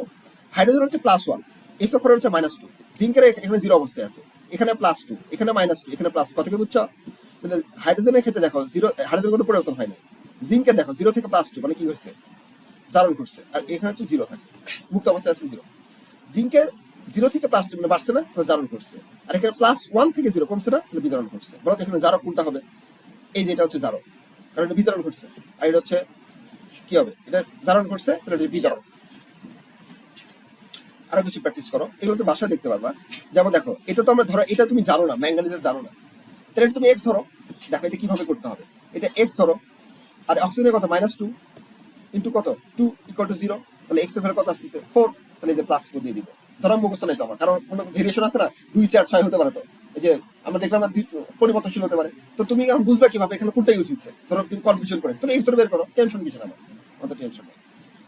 এবার হাইড্রোজেনের হচ্ছে +1 আমরা জানি, ক্লোরিনের কত -1 জানি। এখন ধরো এটাও আমরা জানি না এখন কত, কারণ পরিবর্তনশীল যে, তাহলে এক্স ধরো, তাহলে এক্স প্লাস ক্লোরিনের কত -1 ইন্টু 2 = 0, তাহলে এক্স এর ভ্যালু কত আসে মাইনাস কত 2, তাহলে এই যে ইকুয়াল +2, আর এই ক্লোরিনের -1, আর এখানে মুক্ত অবস্থা আছে না 0, আর হাইড্রোজেনের +1 আমরা জানি, অক্সিজেনের কত -2। আচ্ছা, এখন লক্ষ্য করো, 4 থেকে 2 কমছে না, মানে বিজারো রিডাকশন, আর ক্লোরিন -1 থেকে 0-তে আসছে, তাহলে কি বাড়ছে, মানে অক্সিডেশন মানে জারো। বুঝছো, এই হচ্ছে ইয়াতে, এইগুলো হচ্ছে খেলা, এইভাবে তোমাকে কি করতে হবে। এখানে +2 0 মানে কি কমছে, আর এখানে -3 থেকে 0 বাড়ছে, তাহলে হচ্ছে জারণ, এর হচ্ছে বিজারণ। এখন বাকিগুলো তুমি ইজিলি এখন প্র্যাকটিস করতে পারবে, উঠে গেছে, বিজারণ উঠে গেছে, ওগুলো দেখবা তাহলে বাসে। এই যে H2O2 তুমি কনফিউশন আছে, এক্স ধরে বের করো, তোমাকে কে মানা করছে, কারণ এখানে পার অক্সিজেনে -1 হয়, তুমি ধরো ভুলে গেছো, তাহলে -1 × 2, তারপর হচ্ছে এখানে অক্সিজেনের কত এক্স ধরছো, x × 2 = 0, তাহলে এক্স এর ভ্যালু -1 আসবে, এই যে এখানে এখানে -2, আর এই দুই দ্বারা ভাগ হয়ে যাবে, তাহলে -1 আসবে। আর এখানে তাহলে অক্সিজেনের -1 থেকে 0 -2 মানে কি কমছে, মানে বিজারণ। আর এখানে একটা মৌলের কিন্তু দুইবার হতে পারে, তুমি খেয়াল রাখতে হবে। ধরো অক্সিজেনের দুইবার হয়েছে, কিন্তু অক্সিজেনের একবার এখানে কি কমছে, আর এখানে আবার বাড়ছে, তাহলে এখানে আমাদের জারণ বিজারণ, এখানে জারণ, একই মৌলেরই কিন্তু হতে পারে। ঠিক আছে ভাইয়া, আর এই দিকটা ইম্পর্টেন্ট, একটু দেখো, এটা একটু প্র্যাকটিস করে দেখো, পারবা তো? ওই এক্স ধরে ধরে বের করা, সবগুলো আমরা এক্সট্রা বের করা, কারণ যোগমূলক আমার এখানে মূলক চিহ্নিত করার সমস্যা হয়ে গেছে, মানে মূলক আমি চাচ্ছি না মূলক দিয়ে করার, সুতরাং আমি ভেঙে ভেঙে করছি, এক্স ধরে ধরে সবগুলো করছি। এই হচ্ছে অবস্থা, এইটাও সেম একই বিক্রিয়া দেখাচ্ছি, এগুলো বাসায় দেখো। এটা বোর্ডে আসছিল একই জিনিস, 0 0 সহজ তো, এক্স ধরে বের করে ইজিলি আছে। আর অক্সিজেন -টা আমরা জানি, হাইড্রোজেন +1 আমরা জানি, এখানে আয়রনের যোজনী 2 3 হয় না, এখানে 3 অ্যাপ্লাই হয়েছে, কারণ যোজনী দেখো 3 আছে, আর টোটাল 0 আসবে, তাহলে টোটাল 0 চলে আসছে। টোটাল 0 কিভাবে আসছে বলতে পারবা? এই দেখো, এই যে -2 আর 1 কত হয়, 1 1 × 3 কত হয়, এখানে -1 × 3 3 -3, তাহলে প্লাস মাইনাসের টোটাল 0, মানে 0 আসতেই হবে। আর ভাইবো না যে এই 3 দ্বারা গুণ করে এখানে 6 লিখি, এখানে 3 লিখি, তা না। হ্যাঁ, এটা বুঝছো। এখন আমাদের ক্লাসিফিকেশনের কিছু পার্ট দেখবো, সেটা হচ্ছে যে জারণ বিজারণ কোন কোন বিক্রিয়াতে ঘটবে, জারণ বিজারণ কোন কোন বিক্রিয়াতে ঘটবে। এই যে সংযোজন, বিয়োজন, প্রতিস্থাপন, দহন, এই যে বিক্রিয়াগুলো আছে আমাদের, এগুলোতে আমাদের জারণ বিজারণ ঘটবে। কি ঘটবে, এগুলো জারণ বিজারণ খুব ইম্পর্টেন্ট, এগুলো কিন্তু এমসিকিউ তো আসবে, আমি একটু পরে দেখাবো, এগুলো কিন্তু ইম্পর্টেন্ট, যে জারণ বিজারণ কিন্তু এই কটা বিক্রিয়াতে ঘটবে। আর এই কটা বিক্রিয়া একদম পানির মতো সহজ, দেখার সাথে সাথে প্রবলেম সলভিং হয়ে যাবে। সংযোজন মানে হচ্ছে যোগ করা, সংযোজন মানে হচ্ছে যোগ করা। যেমন FeCl2, এটা হচ্ছে আমাদের কি ফেরাস ক্লোরাইড, আয়রনের যোজন কত, দুইটা না, 2 আর 3, একটা হচ্ছে ফেরাস, একটা হচ্ছে ফেরিক। তাহলে ফেরাস ক্লোরাইড যখন ক্লোরিনের সাথে বিক্রিয়া করে তখন ফেরিক ক্লোরাইড তৈরি করে। তাহলে FeCl2 পর্যাপ্ত ক্লোরিন দিছি, ফেরিক ক্লোরাইড তৈরি হয়েছে, অ্যাকোয়াস মানে এখানে পানি আছে, জলীয় দ্রবণ আছে। তাহলে এই বিক্রিয়াটা একটা জাস্ট যুক্ত হয়ে নতুন যৌগ তৈরি করছে না। তাহলে যে জারণ বিজারণ বিক্রিয়ায় 2 বা ততোধিক রাসায়নিক পদার্থ, এইগুলো রাসায়নিক পদার্থ পরস্পরের সাথে যুক্ত হয়ে একটা মাত্র উৎপাদ তৈরি করছে। দেখো তো, পরস্পরের সাথে যুক্ত হয়ে একটা মাত্র উৎপাদ তৈরি করছে না, এগুলোকে বলা হয় বিক্রিয়ক। আর যেটা উৎপন্ন হয় সেটাকে কি বলা হয়, উৎপাদ। তাহলে বিক্রিয়ক গুলো যুক্ত হয়ে, একাধিক বিক্রিয়ক যুক্ত হয়ে একটা মাত্র উৎপাদ তৈরি করছে, তাকে আমরা সংযোজন বিক্রিয়া বলছি। অর্থাৎ ফেরাস ক্লোরাইড ক্লোরিনের সাথে যুক্ত হয়ে ফেরিক ক্লোরাইড তৈরি করছে, তাহলে এটা হচ্ছে একটা অ্যাডিশনাল রিঅ্যাকশন, সংযোজন বিক্রিয়া। আবার নাইট্রোজেন এবং হাইড্রোজেন বিক্রিয়া করে NH3 তৈরি করছে, এটাও একটা সংযোজন বিক্রিয়া। অর্থাৎ এখানে একটা, এখানে একটা, একাধিক বিক্রিয়া করে একটা মাত্র উৎপাদ তৈরি করছে, তাহলে এটা হচ্ছে একটা সংযোজন বিক্রিয়া। কথা কি ক্লিয়ার? এখন আমার কথা হলো, বলতো সংশ্লেষণ বিক্রিয়া কাকে বলবো? সংযোজন মৌলের সাথে মৌল যুক্ত হবে, অর্থাৎ মৌলিক পদার্থগুলো থাকবে। তাহলে এখানে বলতো, এখানে কোনটা সংযোজন আর কোনটা সংশ্লেষণ? এটা হচ্ছে আমাদের সংশ্লেষণ বিক্রিয়া, কারণ এখানে নাইট্রোজেনকে ভাঙলে নাইট্রোজেন ছাড়া কিছু পাওয়া যাবে না, হাইড্রোজেনকে ভাঙলে হাইড্রোজেন ছাড়া কিছু পাওয়া যাবে না। আবার এখানে দেখো, এটা কিন্তু একটা সংযোজন বিক্রিয়া, নট সংশ্লেষণ। এটাকে ভাঙলে ক্যালসিয়াম এবং অক্সিজেন আলাদা আলাদা মৌলিক পদার্থ পাওয়া যাচ্ছে, তাহলে এটা যৌগিক পদার্থ, এটা একটা যৌগিক পদার্থ, তাহলে এটা কিন্তু আমাদের সংশ্লেষণ বিক্রিয়া করবে না, সংযোজন বিক্রিয়া করবে। বিয়োজন বিক্রিয়া মানে কি ভাঙা, আর ভাঙতে গেলে আমাকে তাপ দিতে হয়, যেমন আমরা এই ক্যালসিয়াম কার্বনকে তাপ দিছিলাম, গুড়াকে তাপ দিছিলাম, ঠিক একইভাবে 5 থাকলে পেন্টা হয়, তাহলে এটা ফসফরাস পেন্টাক্লোরাইড। যখন আমরা ডেল দিছি, তাপ দিছি, তাহলে ফসফরাস ট্রাইক্লোরাইড কমে যাবে, কারণ ফসফরাসের যদি 3 এবং 5 থাকে, তাহলে এক পাশে যদি 3 থাকে আরেক পাশে 5 হবে, এক পাশে 5 থাকলে আরেক পাশে 3 হবে। আবার আয়রনের যদি এই পাশে 2 ছিল, পাশে 3 হবে, একটা টেকনিক। তাহলে এখান থেকে ভেঙে পিসিআর আর ক্লোরিন গ্যাস উৎপন্ন করছে। তাহলে এটা হচ্ছে আমাদের একটা বিয়োজন বিক্রিয়া, কারণ এখানে বিক্রিয়াটা ভাঙছে, ভেঙে গিয়ে একাধিক উৎপাদ তৈরি করছে, উল্টা না, বিয়োজন বিক্রিয়া।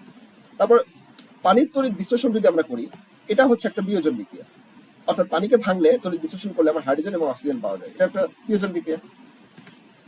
এই সবগুলো এখন এগুলো বই নাই, তোমাকে আমি প্র্যাকটিসের জন্য দেখলেই হয়ে যাবে, কারণ বিক্রিয়াগুলো দেখবে, একটু প্র্যাকটিস করবা, কারণ তো আমাদের তো 100 পাওয়ার টার্গেট, বইয়ের গুলো তো তুমি 2 দিন পরে পড়লে বুঝতেই পারবা, অল্প কয়েকটা বিক্রিয়া দেওয়া আছে, কিন্তু অত অল্প পড়লে তো আমাদের একটু মানে চাপ হয়ে যায়। সেজন্য আমরা একটু প্র্যাকটিস করবো বেশি বেশি, এগুলো বইয়ে পাবা না, প্র্যাকটিসের জন্য রাখবে। ক্যালসিয়াম কার্বনেট এর কিছু কিছু বইয়ে আছে, আমি লিস্ট দিয়ে দিচ্ছি আর কি, তাহলে দেখবা আচ্ছা এটা উৎপন্ন করলে এটাকে ভাঙলে এটা উৎপন্ন করে, এটাকে ভাঙলে এটা, যেমন NO3 একটা সূত্র হচ্ছে NO2 বের হবে, যেমন CO3 থেকে CO2 বের হয়, NO3 থেকে NO2 বের হয়, বাকিগুলো খালি যোগ করে দিবা। কারণ এখানে দেখো অক্সিজেন পর্যাপ্ত আছে না, লেড আর অক্সিজেন বিক্রিয়া করে অক্সিজেন উৎপন্ন করছে, লেড অক্সাইড, আর অক্সিজেন তো পর্যাপ্ত আছে, একটা অক্সিজেন তো ও আকারে থাকে না, O2 আকারে থাকে, আর সমতা করলে তো এগুলো ব্যালেন্স হয়ে যাবে পরবর্তীতে, সেটা তো আমাদের দেখার বিষয় না।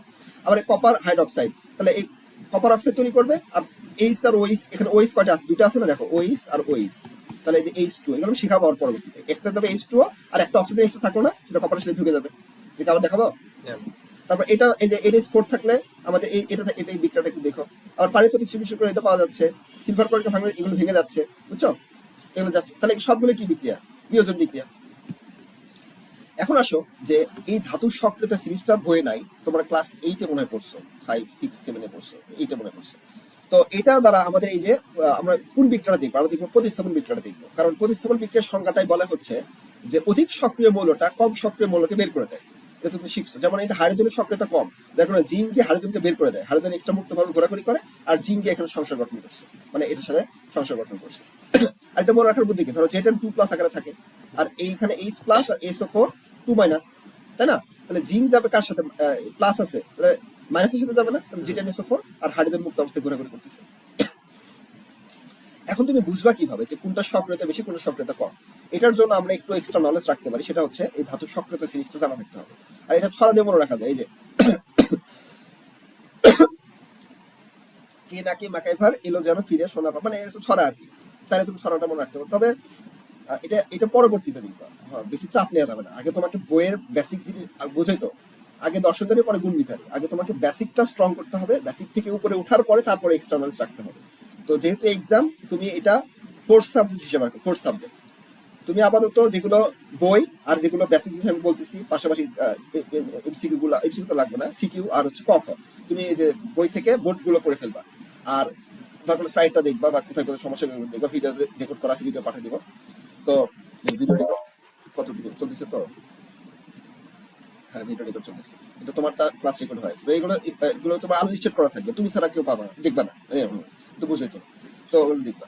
তো এখন কথা হলো যে আমার এই ধাতু সক্রিয়তা সিরিজের H এর উপরে যাদের আছে, এই দেখো এদের সক্রিয়তা বেশি থাকবে, তাহলে এর সাথে যদি এর বিক্রিয়া করো, তাহলে এ গিয়ে এখানে প্রতিস্থাপন করতে পারবে, তারপর এদের সক্রিয়তা সব থেকে বেশি, এগুলো সক্রিয়তা সিরিয়াল ওয়াইজ, মানে ধীরে ধীরে কমতেছে, আর হাইড্রোজেনের নিচে সক্রিয়তা সব থেকে কম, বুঝছো, তাহলে সক্রিয়তা সব থেকে কম। তাহলে দেখো যে জিঙ্ক আর কপার সালফেট বিক্রিয়া করছে, দেখো জিঙ্ক কোথায় আছে, উপরে আছে না, এই যে জিঙ্ক উপরে আছে, আর কপার নিচে আছে না, তাহলে জিঙ্কের সক্রিয়তা বেশি, তাহলে এটা ওকে লাথি মেরে বের করে দিতে পারবে, শক্তি বেশি, তাহলে জিঙ্ক গিয়ে কপারকে লাথি মেরে বের করতে কপারকে পরিশ্রম করছে। কিন্তু এই বিক্রিয়াটা সংঘটিতই হবে না, কারণ দেখো কপারের শক্তি কম, জিঙ্কে তো বের করতে পারবে না, তাহলে এই বিক্রিয়াটা হবে না, তাহলে এটা এমসিকিউ দিয়ে দিতে পারবে, বুঝছো। তাহলে এইভাবে আমাদের টেকনিক্যালি করতে হবে। তারপরে এই ছড়া দিয়ে দিচ্ছি, ছড়া দেখবা। আবার একইভাবে দেখো আবার নিচে হাইড্রোজেনের নিচের মৌল হচ্ছে এগুলো, আবার দেখো সক্রিয়তা বেশি কার, ফ্লোরিন, ক্লোরিন, ব্রোমিন, এইভাবে উপর থেকে নিচে থেকে নামতেছে হ্যালোজেনের ক্ষেত্রে। তো দেখো ক্লোরিন যখন পটাশিয়াম ব্রোমাইডের সাথে বিক্রিয়া করে, এই ক্লোরিন কোথায় আছে, উপরে আছে না, আর ব্রোমিন নিচে আছে না, তাহলে এই শক্তি বেশি হবে না, তাহলে ক্লোরিন গিয়ে পটাশিয়ামকে লাথি মেরে ব্রোমিনকে লাথি মেরে বের করে দেয়, আর পটাশিয়ামের সাথে সে বিক্রিয়া সংঘটিত করছে, ঠিক আছে। এই যে ব্রোমিনও কোথায় আছে, নিচে আছে, তাহলে ক্লোরিন নিচে ব্রোমিন আছে, তাহলে ক্লোরিন গিয়ে এই ব্রোমিনকে লাথি মেরে বের করে দিচ্ছে, পটাশিয়ামের সাথে ক্লোরিন ঢুকে গেছে, আর ব্রোমিন এক্সট্রা ভাবে ঘোরাঘুরি করতেছে, ভবঘুরে হয়ে গেছে, বুঝছো। এটা হচ্ছে আমাদের প্রতিস্থাপন বিক্রিয়া, লাথি মেরে বের করে দেয়, প্রতিস্থাপন। এই যে যতগুলো বিক্রিয়া আছে প্র্যাকটিসের জন্য রাখছি, এগুলো সব প্রতিস্থাপন বিক্রিয়া, বইয়ে সবগুলো নাই। তাহলে এই যে জিঙ্ক বের করে দিছে, আয়রন বের করে, আয়রনকে ঢুকছে, জিঙ্কে ঢুকছে, ম্যাগনেসিয়াম ঢুকছে, সোডিয়ামকে ঢুকছে, ক্লোরিনকে ঢুকছে, তাহলে এই বিক্রিয়াগুলো জাস্ট একবার বাসায় একটু দেখলেই হয়ে যাবে, প্রতিস্থাপন বিক্রিয়া, তাহলে সহজে তুমি চিহ্নিত করতে পারবে। দহন বিক্রিয়া তো মাশাআল্লাহ, এটা তো একদম পানির মতো সহজ, কি থাকে অক্সিজেন থাকে, তাহলে অক্সিজেন থাকে দহন বিক্রিয়া, দহন বিক্রিয়া অক্সিজেনের উপস্থিতিতে তাপ উৎপন্ন হয়, কারণ তুমি যখন আগুন জ্বালাও অক্সিজেন থাকে তো তাপ উৎপন্ন করবে। তাহলে দহন বিক্রিয়া 100% আমার ডেলিস তাপ উৎপাদী বিক্রিয়া থাকবে। তাহলে ডেলিসটা থাকবে হচ্ছে আমার নেগেটিভ, ডেলিস থাকবে হচ্ছে নেগেটিভ। তাহলে এই মিথেন অক্সিডেশন বিক্রিয়া কার্বন ডাইঅক্সাইডের পানি, এটা তো আমরা আগে দেখছি, শুরুর বিক্রিয়াটা দেখছি। তাহলে একইভাবে sulphur, sulphur dioxide, carbon, carbon dioxide, magnesium, magnesium oxide, আর হাইড্রোজেন আর পানি, এগুলো হচ্ছে দহন বিক্রিয়া। এখন আসো যে নন রিডক্স বিক্রিয়া, এটা হচ্ছে মাস্ট একটা দুইটা বিষয় আপাতত এখন মাথা ঢুকে নিতে হবে। এই প্রশমন বিক্রিয়া এবং অধঃক্ষেপণ বিক্রিয়া হচ্ছে জারণ বিতরণ না। এমসিকিউ চলে আসবে, রিটার্নে চলে আসবে, তোমাকে কুইকলি বের করতে হবে যে এটা হচ্ছে জারণ বিতরণ না। তাহলে প্রশমন বিক্রিয়া এবং অধঃক্ষেপণ বিক্রিয়া এরা হচ্ছে জারণ বিতরণের মধ্যে পড়েই না, অর্থাৎ এখানে কোনো প্রকার ইলেকট্রন ত্যাগও ঘটে না, ইলেকট্রন গ্রহণও ঘটে না, ইলেকট্রন আদানও ঘটে না, ইলেকট্রন প্রদানও ঘটে না, অর্থাৎ এটা হচ্ছে আমাদের নন রিডক্স বিক্রিয়া। এটা হচ্ছে নন রিডক্স বিক্রিয়া। তাহলে প্রশমন বিক্রিয়া মাশাআল্লাহ এত সহজ, টেকনিকও সহজ, করাও সহজ। কি কি হয় বলো? অ্যাসিড আর ক্ষারকে লবণ পানি উৎপন্ন করে। কিন্তু এই বিক্রিয়াটা তুমি এভাবে মুখস্থ করছো না কেমনে করছো কত দেখি? মানে এই ধরো এই বিক্রিয়াটা আমি এটা জানি না, তুমি এটা কেমনে করবে? এটাকে আমাকে বলো তো দেখি। যে OH আর H একসাথে হয়ে যাবে, হ্যাঁ, বাকি তাহলে এটাকে আমাকে আয়ন আকারে ভাঙবো। তাহলে এটাকে ভাঙবো হচ্ছে H প্লাস, এটা হচ্ছে Cl মাইনাস। আমরা জানি হাইড্রোজেন হচ্ছে প্লাস আর ক্লোরিন মাইনাস থাকে, প্লাস দিলাম, সোডিয়াম দিলাম প্লাস আর ক্লোরিন OH দিব হচ্ছে মাইনাস। OH মূলক যৌগমূলক মুখস্থ আছে আমার। এখন এই ক্লোরিনের সাথে সোডিয়াম যাবে, সোডিয়াম ক্লোরাইড। এই H আর OH মিলে কি উৎপন্ন করবে? পানি। চলো এই সব বিক্রিয়া আমরা এইভাবে শিখবো, মানে প্লাস মাইনাসে ভাঙবো। তাহলে এখানে একটা গুরুত্বপূর্ণ বিষয় মাস্ট বি, এটা এমসিকিউতে আসবে বা একটু কঠিন কোশ্চেন আসলে দিয়ে দিবে। এখানে এই প্রশমন বিক্রিয়াটা হচ্ছে তাপ উৎপাদী বিক্রিয়া, তাপ উৎপন্ন হয়। অ্যাসিডের ক্ষার বিক্রিয়া করে হাত দিয়ে হিট উৎপন্ন হচ্ছে, প্র্যাকটিক্যাল দেখাবো তোমাকে। বাস্তবে তুমি যখন অ্যাসিডের ক্ষার নিয়ে আসো দেখো আগুন জ্বলে গেছে, হিট হয়ে গেছে। এখন কথা হলো এখানে ডেলিস আমার নেগেটিভ, এখানে কয় মোল পানি উৎপন্ন হয়েছে? 1 মোল। তাহলে 1 মোল 57.34 কিলো জুল তাপ উৎপন্ন করে। যদি এখানে 2 মোল হতো ডাবল হইতো, 3 মোল আর 3 গুণ হইতো। তাহলে এটা কিন্তু এমসিকিউ হুট করে দিয়ে দিতে পারে, কিছু বলা থাকলো না। এখানে 3 মোল পানি দেওয়া আছে, তাহলে বলতে হবে নিচের কোনটা সঠিক। তাহলে 3 গুণ এত। এখন এই যত বিক্রিয়া আছে, ধরো আমি এটা প্র্যাকটিস করাই তোমাকে, দেখো এই বিক্রিয়াগুলো আমরা কিভাবে করবো। এই H2SO4 কে ভাঙলে H প্লাস আর SO4 2 মাইনাস লেখা যায়, প্লাস পটাশিয়াম হাইড্রোক্সাইড ভাঙলে পটাশিয়াম প্লাস আর OH মাইনাস লেখা যায়। আচ্ছা, এখন এখানে এই H আর OH মিলে প্লাস মাইনাসের সংখ্যা গঠন করবো। এই যে প্লাস আর মাইনাস সংখ্যা গঠন হইলো, পানি গেল না। পটাশিয়াম আর সালফেট মিল কি হবে? কি লিখছে এটা? সোডিয়াম হবে, তো সোডিয়াম Na প্লাস। তাহলে সোডিয়াম আর সালফেট মিলে NaSO4 এর লেখা ঠিক আছে বলতো? আমি যে NaSO4 লিখলাম এটা ঠিক আছে কেন? Na2SO4 এটা যোজনী 2, তাহলে এখানে 2 দিলাম আর এটা যোজনী 1 দিলাম, Na2SO4। এই যত বিক্রিয়া আছে সবগুলোই আমি এভাবে প্লাস মাইনাসে ভাঙবো। এটাও তাই, দেখো চলো প্র্যাকটিস করি। তাহলে HCl কে ভাঙলে H প্লাস আর Cl মাইনাস, আর ক্যালসিয়াম হাইড্রোক্সাইড ভাঙলে কি পাই? Ca2 প্লাস আর OH মাইনাস। এখন এখানে এই প্লাস আর এই মাইনাস মিলে পানি, আর ক্যালসিয়াম আর ক্লোরাইড মিলে ক্যালসিয়াম ক্লোরাইড, দেখছো সব। আর এটাকে ভাঙলে এটা এটা বলছি তো, এটা মিলে হবে কি হবে? মাইনাস হবে। এটা মিলে মাইনাস হবে, এটা প্লাস হবে, তাই না? আর এটা প্লাস, এটা মাইনাস, তাহলে এটা প্লাসের সাথে মাইনাস হবে না? এটা প্লাসের সাথে মাইনাস, তাহলে CH3COONA আর H আর OH মিলে পানি। যত বিক্রিয়া আছে খালি প্লাস মাইনাসে ভাঙলেই বিক্রিয়া শেষ। তারপরে তোমাকে আগে যৌগমূলক তুমি বুঝবে প্লাস মাইনাস কোনটা যৌগমূলক, আর হাইড্রোজেন প্লাস ক্লোরিন মাইনাস তুমি বেসিক জিনিস না। তাহলে সব বিক্রিয়া চোখ বন্ধ করে, আমার একটা উৎপাদ যদি নাও জানা থাকে, একটা উৎপাদ যদি নাও জানা থাকে, আমি সবগুলোই করতে পারবো। আমি প্লাস মাইনাসে ভাঙবো। আজকে ট্রাই করো, আমি তো আসছি। এখন এই অ্যাসিড চেনার উপায়, কারণ তোমাকে কুইকলি অ্যান্সার করতে হবে, আমাদের টাইমের ভ্যালু আছে। আমাকে যত কুইকলি অ্যান্সার করা যায় তত আমার জন্য ভালো। এমসিকিউ বলো, রিটার্ন বলো, যত কুইকলি আমি ধরতে পারি কোশ্চেনটাকে। তাহলে অ্যাসিড চেনার বুদ্ধি এবং ক্ষার চেনার বুদ্ধি আমি তোমাকে বলে দিচ্ছি। ম্যাক্সিমাম টাইমে ক্ষারের ক্ষেত্রে OH থাকে, আর অ্যাসিডের ক্ষেত্রে আমাদের H থাকে, H। কিন্তু এটা দেখে তুমি চিনবা না, আমি বুঝছি। তুমি কি করবা, এই যে একটা চার্ট আছে ক্ষারকের চার্ট, আর হচ্ছে এটা হচ্ছে ক্ষারক। এই যে OH দেখবা, OH OH OH OH OH OH OH OH থাকলে ক্ষারক বা ক্ষার। খালি একটা ব্যতিক্রম আছে, এটা হচ্ছে সোডিয়াম বাইকার্বনেট, এরকম অবস্থা রাখতে হবে। আর এই যে ব্রেকিং সোডা, মা আসলে অবস্থা রাখবে, নাহলে শেষ হবে। এই যে কস্টিক সোডা, নাহলে তুমি শেষ পারবা না। কস্টিক সোডা দেওয়া থাকবে, সোডিয়াম হাইড্রোক্সাইড দেওয়া থাকবে না, তো ক্যাস্টিক সোডিয়াম হাইড্রোক্সাইড। তারপরে এটা মুখস্থ মাস্ট বি করবা, এটা অন্তত মাস্ট বি করবে। অ্যান্টাসিডও মুখস্থ রাখতে হবে, এমসিকিউ তো আসে, বুঝছো তো? এই যে ওষুধ খাও তোমরা। আর সাবান ডিটারজেন্ট ব্যবহার করো, চুনের পানি মা আসলে মুখস্থ রেখো। এই যে এটা মুখস্থ রেখো, ক্যালসিয়াম হাইড্রোক্সাইড, চুনের পানি মুখস্থ করলে হয়ে যাবে। এগুলো কিন্তু মাস্ট বি ইম্পর্টেন্ট, আগে বলতেছি। তোমাকে কিন্তু সোডিয়াম হাইড্রোক্সাইড দেওয়া থাকবে, কস্টিক সোডা দেওয়া থাকবে, তারপর সোডিয়াম হাইড্রোক্সাইড বের করে করতে হবে, সলভ করতে হবে। অ্যাসিড চিনবা কিভাবে? অ্যাসিডের ক্ষেত্রে তো H থাকবে, ঠিক আছে, ভালো কথা, কিন্তু এই কয়েকটা জিনিস মুখস্থ করা যাবে না। Hydrochloric acid, sulphuric acid, nitric acid, তারপর হচ্ছে citric acid, phosphoric acid, carbonic acid আর অ্যাসিডিক অ্যাসিড, বাস শেষ, সব কথা। আর ভিনেগারটা কিন্তু ইম্পর্টেন্ট, এটা অ্যাসিডিক অ্যাসিড মুখস্থ রাখতে হবে। কার্বনিক অ্যাসিড সবগুলো ইম্পর্টেন্ট, বুঝছো? আর অ্যাসিড তো টকসার জাতীয় হয়, তুমি বেসিক জিনিস ক্লাসে এইটা একটু পড়ছো। অধক্ষেপণ বিক্রিয়া এটাও মাস্ট বি ইম্পর্টেন্ট। তোমার বইয়ে মাত্র অধক্ষেপণের একটা পার্ট দেওয়া আছে, কিন্তু এখান থেকে কিন্তু কতগুলো বোর্ড আসছে তুমি কল্পনা করতে পারবে না। অধক্ষেপণ বিক্রিয়া আমি চিনব কিভাবে? যেটা বিক্রিয়া শেষে সলিড থাকবে সেটা নিচে পড়বে আর এক সেটা দ্রবীভূত অবস্থায় থাকবে। এখন কথা হলো, আমি তো প্লাস মাইনাস ধরে বিক্রিয়া আমার জানা নাই, আমি দেখো বিক্রিয়া জানা না থাকলে আমি কিভাবে করবো? এটাও প্লাস মাইনাসে ভাঙবা, কি ভাঙবা? Ca প্লাস আর Na প্লাস আর Cl মাইনাস, তাই না? আর এখানে কি পাবে? সিলভার Ag প্লাস পাও তুমি, আর NO3 মাইনাস পাও তুমি, এখানে হচ্ছে প্লাস। এখন সোডিয়াম প্লাসের সাথে কে যাবে? সোডিয়াম প্লাসের সাথে গেলে মাইনাস, সোডিয়াম নাইট্রেট, তাহলে NaNO3। আর এখানে সিলভারের ক্লোরিন বিক্রিয়া করে সিলভার ক্লোরাইড, আর সিলভার ক্লোরাইড সলিড, এটা বুঝবা কিভাবে? এখন টেকনিক জানা আছে কোনো?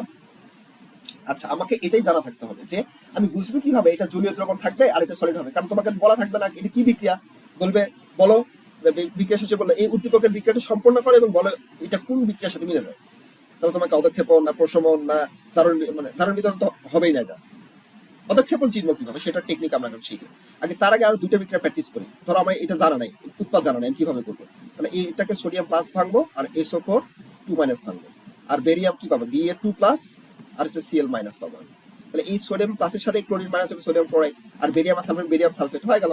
আবার চলো এটাও দেখি। এখন এখন এটা বুঝবা কিভাবে এটা সালফেট, এটা দ্রবীভূত হবে না, আর এটা দ্রবীভূত সলিড হবে, আর এটা দ্রবীভূত হবে জলীয় দ্রবণ, পানির সাথে মিশে যাবে। বুঝবা কিভাবে সেটা টেকনিক শিখবো আমরা। আর FeSO4 মানে কি? Fe2 প্লাস আর SO4 2 মাইনাস, আর সোডিয়াম হাইড্রোক্সাইডকে ভাঙ কি পাওয়া যায়? সোডিয়াম প্লাস আর OH মাইনাস পাওয়া যায়। এখন এই Fe2 প্লাস আর ও এটার সাথে কি হবে? FeOH, আর FeOH যদি 2, তাহলে এখানে FeOH2 দিব, আর এখানে সোডিয়াম আর সালফেট সোডিয়াম সালফেট। এখন বুঝবে কিভাবে এটা অধক্ষেপণ করবে? জটিল বিষয় না, বই তো খালি এই লাইন দেওয়া আর কিছু দেওয়া নেই। বোর্ড কোশ্চেনে তো এখান থেকে হিউজ কোশ্চেন আসছে বিভিন্ন টাইপের, শুধু তিনটা না আরো অন্যান্য বিক্রিয়া দিয়ে রাখছে। বুঝবো কিভাবে? এটা হচ্ছে আমাদের অধক্ষেপণ বিক্রিয়া। অধক্ষেপণ বিক্রিয়া চেনার বিশাল একটা সুন্দর টেকনিক আছে, আমি টেকনিক গুলো নিয়ে আলোচনা করি। এটা মেবি লাস্ট হবে কারণ অনেক করা হয়ে গেল আমাদের। তো প্রথম টেকনিক হচ্ছে দুই পাশে AQ থাকবে, এটা হচ্ছে ফার্স্ট টেকনিক। যদি এমসিকিউতে AQ পাও, মানে তরল বিক্রিয়া করে কঠিন থাকবে, এটা হচ্ছে প্রথম টেকনিক। দেখো সব AQ আছে, AQ, খালি একটা ব্যতিক্রম, এখানে গ্যাস, বাকি সব AQ। আর এটা আগে দেখছি ক্যালসিয়াম কার্বনেট সলিড হয়, আমরা তো প্রথমে দেখছি। বাকি AQ থাকলে আমরা প্রথম অবস্থায় এটা বুঝবো। যদি এটা না পাই আরেকটা টেকনিকে যাবো। তাহলে প্রথম টেকনিক হচ্ছে যে দুই পাশে তরল থাকবে, মানে বিক্রিয়াকে দুইটা তরল থাকবে, তাহলে এই পাশে একটা সলিড পাবো। এটা হচ্ছে প্রথম টেকনিক, এই যে উৎপাদে S থাকবে আর একটা AQ থাকবে। তারপর দ্বিতীয় টেকনিক হচ্ছে যে দ্বিতীয় টেকনিকটা আমরা এখান থেকে শিখবো। সেটা হলো সাধারণত যারা এই যে সোডিয়াম গ্রুপ 1 এর যে লবণগুলো থাকবে, গ্রুপ 1 মানে কত? সোডিয়াম, পটাশিয়াম, ওই যে হাই রিলেটেড রুবিনে সেটে ফেলেছে, সরাদের মুখস্থ করছি আমরা। লিথিয়াম, পটাশিয়াম, বেরিলিয়াম, আর সাথে একটা অ্যামোনিয়াম আয়ন। এরা এই সকল আয়নিত যদি কোনো লবণ তৈরি হয়, যেমন সোডিয়াম ক্লোরাইড, সোডিয়াম আছে, সোডিয়াম নাইট্রেট সোডিয়াম আছে, পটাশিয়াম কার্বনেট সোডিয়াম আছে, সোডিয়াম আছে, পটাশিয়াম আছে, সোডিয়াম আছে, অ্যামোনিয়াম আছে, এই সূত্রের সাথে মিলে গেল না? এদের যে লবণগুলা এরা পানিতে দ্রবণীয় অবস্থায় থাকবে, তাহলে এরা সলিড হবে না। তাহলে এইটা যদি বের করতে হবে তো আরেকটু সলিড হবে। তাহলে এই যে দেখো, এই যে লবণগুলো যেগুলো তৈরি হবে সেগুলো পানিতে দ্রবণীয় হবে না। যদি নাইট্রেট থাকে, সকল নাইট্রেট লবণ পানিতে দ্রবণীয় থাকে। তাহলে প্রথমে দ্রবণীয়টা শিখতেছি। তাহলে যখন NO3 পাবা, তখন দ্রবণীয় থাকবে। তারপরে সালফেট আয়ন SO4 মাইনাস যদি থাকে, SO4 মাইনাস সালফেট আয়ন, এরাও দ্রবীভূত থাকবে। খালি ব্যতিক্রম হচ্ছে কি এই কয়েকটা। এই যে এটা কিন্তু প্রচুর আসে, এটা কিন্তু বোর্ড কোশ্চেন প্রচুর আসে। যে বেরিয়াম, লেড, ক্যালসিয়াম, স্ট্রনশিয়াম, এদের সালফেট যদি বা সালফেট দ্রবীভূত অবস্থায় থাকে, এরা যদি থাকে তাহলে এরা মানে তলানি পড়বে, পদক্ষেপ করবে। আরো কিছু প্র্যাকটিস করতে হবে আমাদের। তারপর হচ্ছে ক্লোরিন, ব্রোমিন, আয়োডিন, এদের যে লবণ এরা সাধারণত দ্রবীভূত থাকে। কিন্তু এই যে এটা মারাত্মক ইম্পর্টেন্ট, এগুলো এই তিনটা থেকে কোশ্চেন চলে আসে ম্যাক্সিমাম। আমি আগে বলতেছি, কিন্তু এই যে ভিডিও আছে তুমি বারবার দেখো, বোর্ড কোশ্চেন সব সময় দেখো, এগুলো চলে আসছে। সিলভার, লেড এবং মার্কারি, এরা হচ্ছে অদ্রবণীয় থাকবে। এরা যদি থাকে প্রথম অদ্রবণীয় থাকবে। তাহলে এই যে এগুলো সব প্র্যাকটিস দেখো, এই যে আছে sodium, potassium, calcium, magnesium, group 1 এর, তাই না? এর সবগুলো হবে দ্রবীভূত অবস্থা থাকবে। আবার ব্রোমিন থাকলে কি দ্রবীভূত অবস্থা থাকবে। সোডিয়াম আছে, সোডিয়াম, পটাশিয়াম, ক্যালসিয়াম, গ্রুপের 1 এর মৌল দ্রবীভূত অবস্থা থাকবে। তাহলে দ্রবীভূত হবে না কোনটা সেটা আমাদের রাখতে হবে। সিলভার বললাম না, সিলভার থাকলে দ্রবীভূত থাকবে না। সিলভার। তারপর কি লেড, এতে লেড বলছে না, এতে লেড অদক্ষেপ করবে। তারপর হচ্ছে মার্কারি, অদক্ষেপ করবে। এই তুমি যদি আগের গুলো নাও বুঝো, এই রেড কালারের 4টা যদি মনে রাখতে পারো না, তাহলে কাজ হয়ে যাবে। এটা কিন্তু খুবই ইম্পর্টেন্ট একটা জায়গা, আমি আগে বলতেছি।